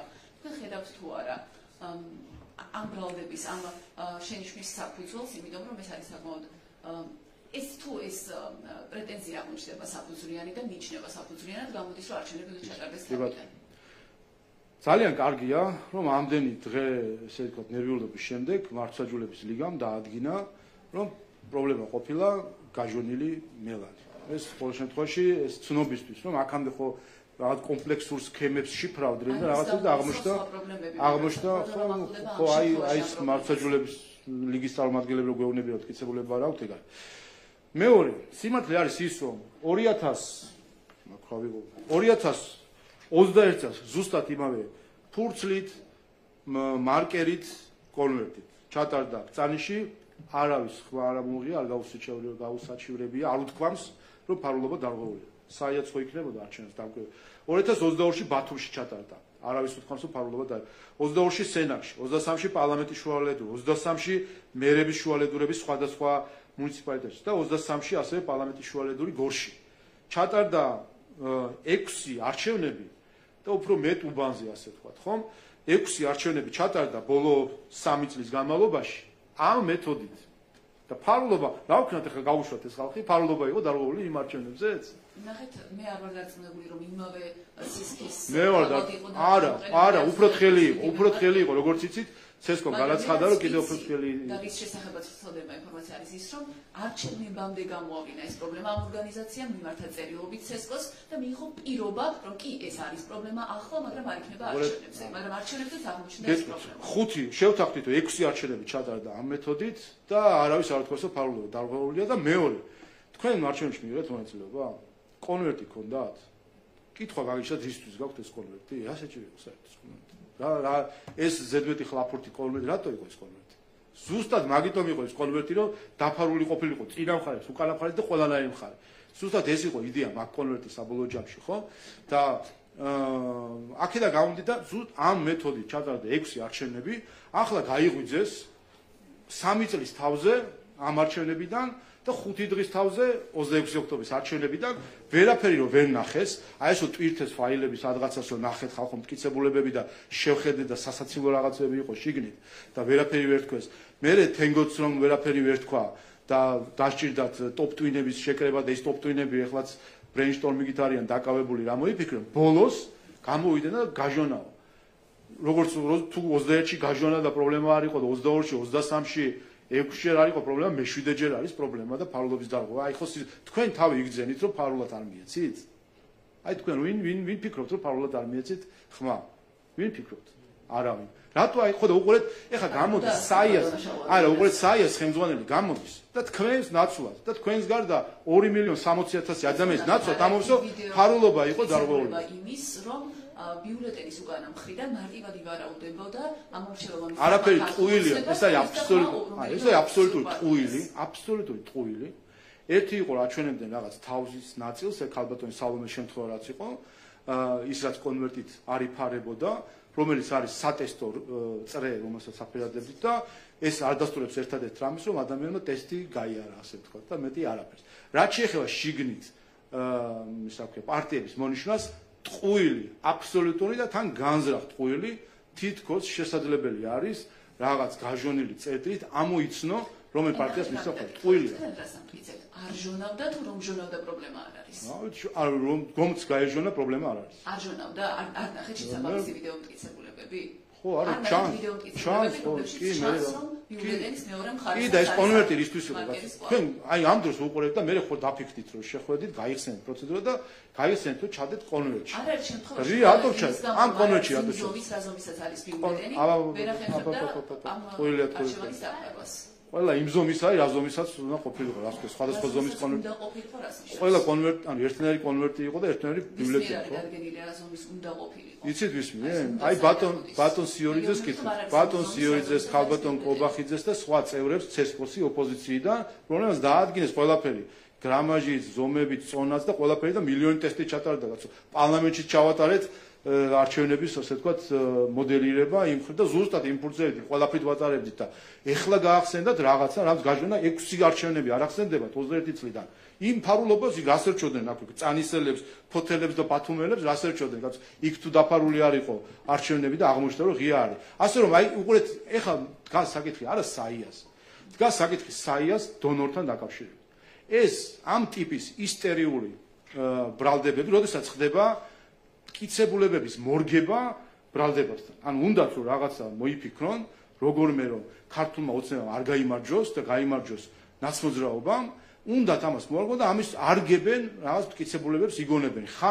ხან მარკირების სითხეზე რაღაცას იგონებენ, განიმარტა მილიონჯერ ტყუილია, ნუ რა ვიცი, ყველაფერი ტყუილი იყო საბოლოო ჯამში, რა საქამდე იყოს და აი ეს ტყუილიც გაგრძელდა ზუსტად რამდენიმე საათი ინტერვიულა ნაციონალურ მოძრაობის ბაბლმა და ნუ ხედავთ რომ იყო აბსოლუტური აბსურდი. ამიტომ პასუხისგებლობა არის არა საიას. ჩვენ ისფედის პასუხისგებლობა 2020 წელს რომ შეეწმინდა ისფედს ყველაფერი, ეს საკმარისი არ არის. ამ ყველაფერს უკან დგას დონორი, რომელიც პასუხისგებელია რომ მისი ფული ხალხის საკეთილდღეოდ დაიხარჯოს და არა დემოკრატიისთვის ძირის გამოსათხრელად. რასაც ეხლა აკეთებს საია. უყურეთ, რასაც საჭიროდ რომ ცესკო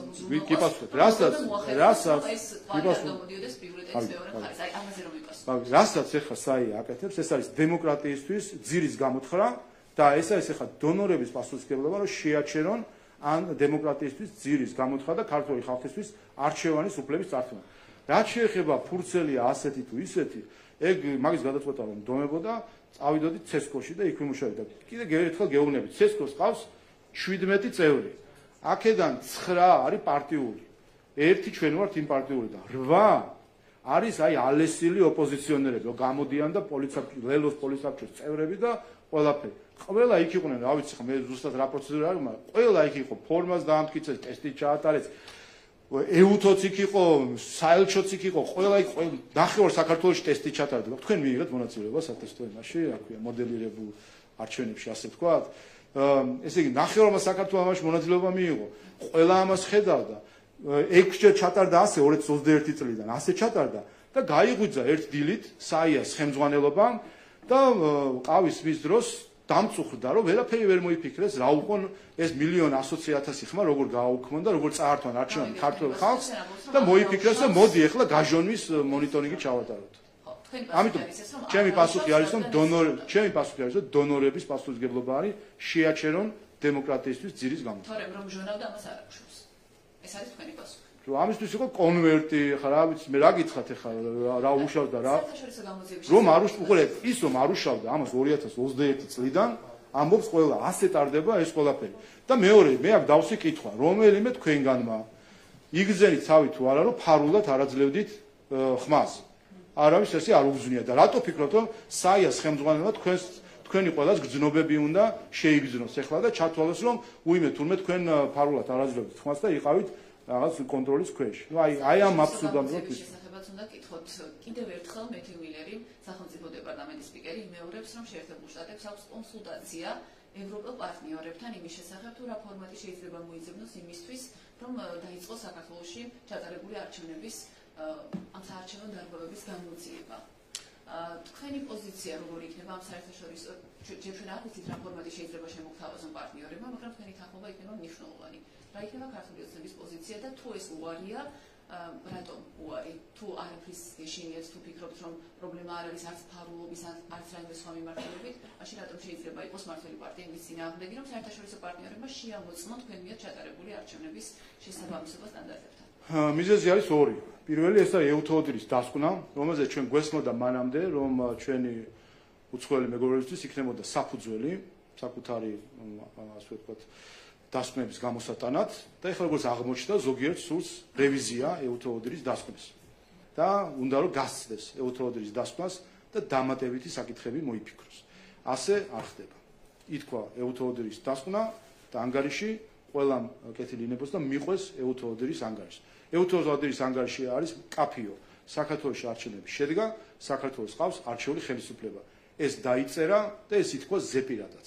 ამიტომ ყველას მიმართავ პატივისცემ ეუთოოდირის ანგარიშს და ნუ იქნება ადგილი თვითშემოქმედებას და რაღაც დამატებითი მიზეზების გამოგონებას. მეორე, არა თუ ქართულმა ოცნებამ, ქართულმა ხალხმა 33 წლის წინ გადაწყვეტა, რომ ჩვენ ვართ დამოუკიდებელი ქვეყანა და გამოძიების, გამოკვლევის საკითხები დადგენილია ჩვენს მიერ მიღებულ კონსტიტუციასა და კანონებში. რა ვქნათ, გვინდა ვიყოთ დამოუკიდებელი. ვინმეს თუ არ უნდა არ მოსწონს ჩვენი დამოუკიდებლობა, გითხრან და ესეც გვეცოდინება ხა, რა ვიცი, მაგრამ ჩვენ გვინდა ვიყოთ დამოუკიდებელი, თორე ვიყავით ისეთ მდგომარეობაში, როდესაც მოსკოვიდან გვინიშნავდნენ პროკურორებს. ეგეთი მდგომარეობაც ჰქონდა ჩვენ, მაგრამ თქვით რომ არა, არ გვინდა.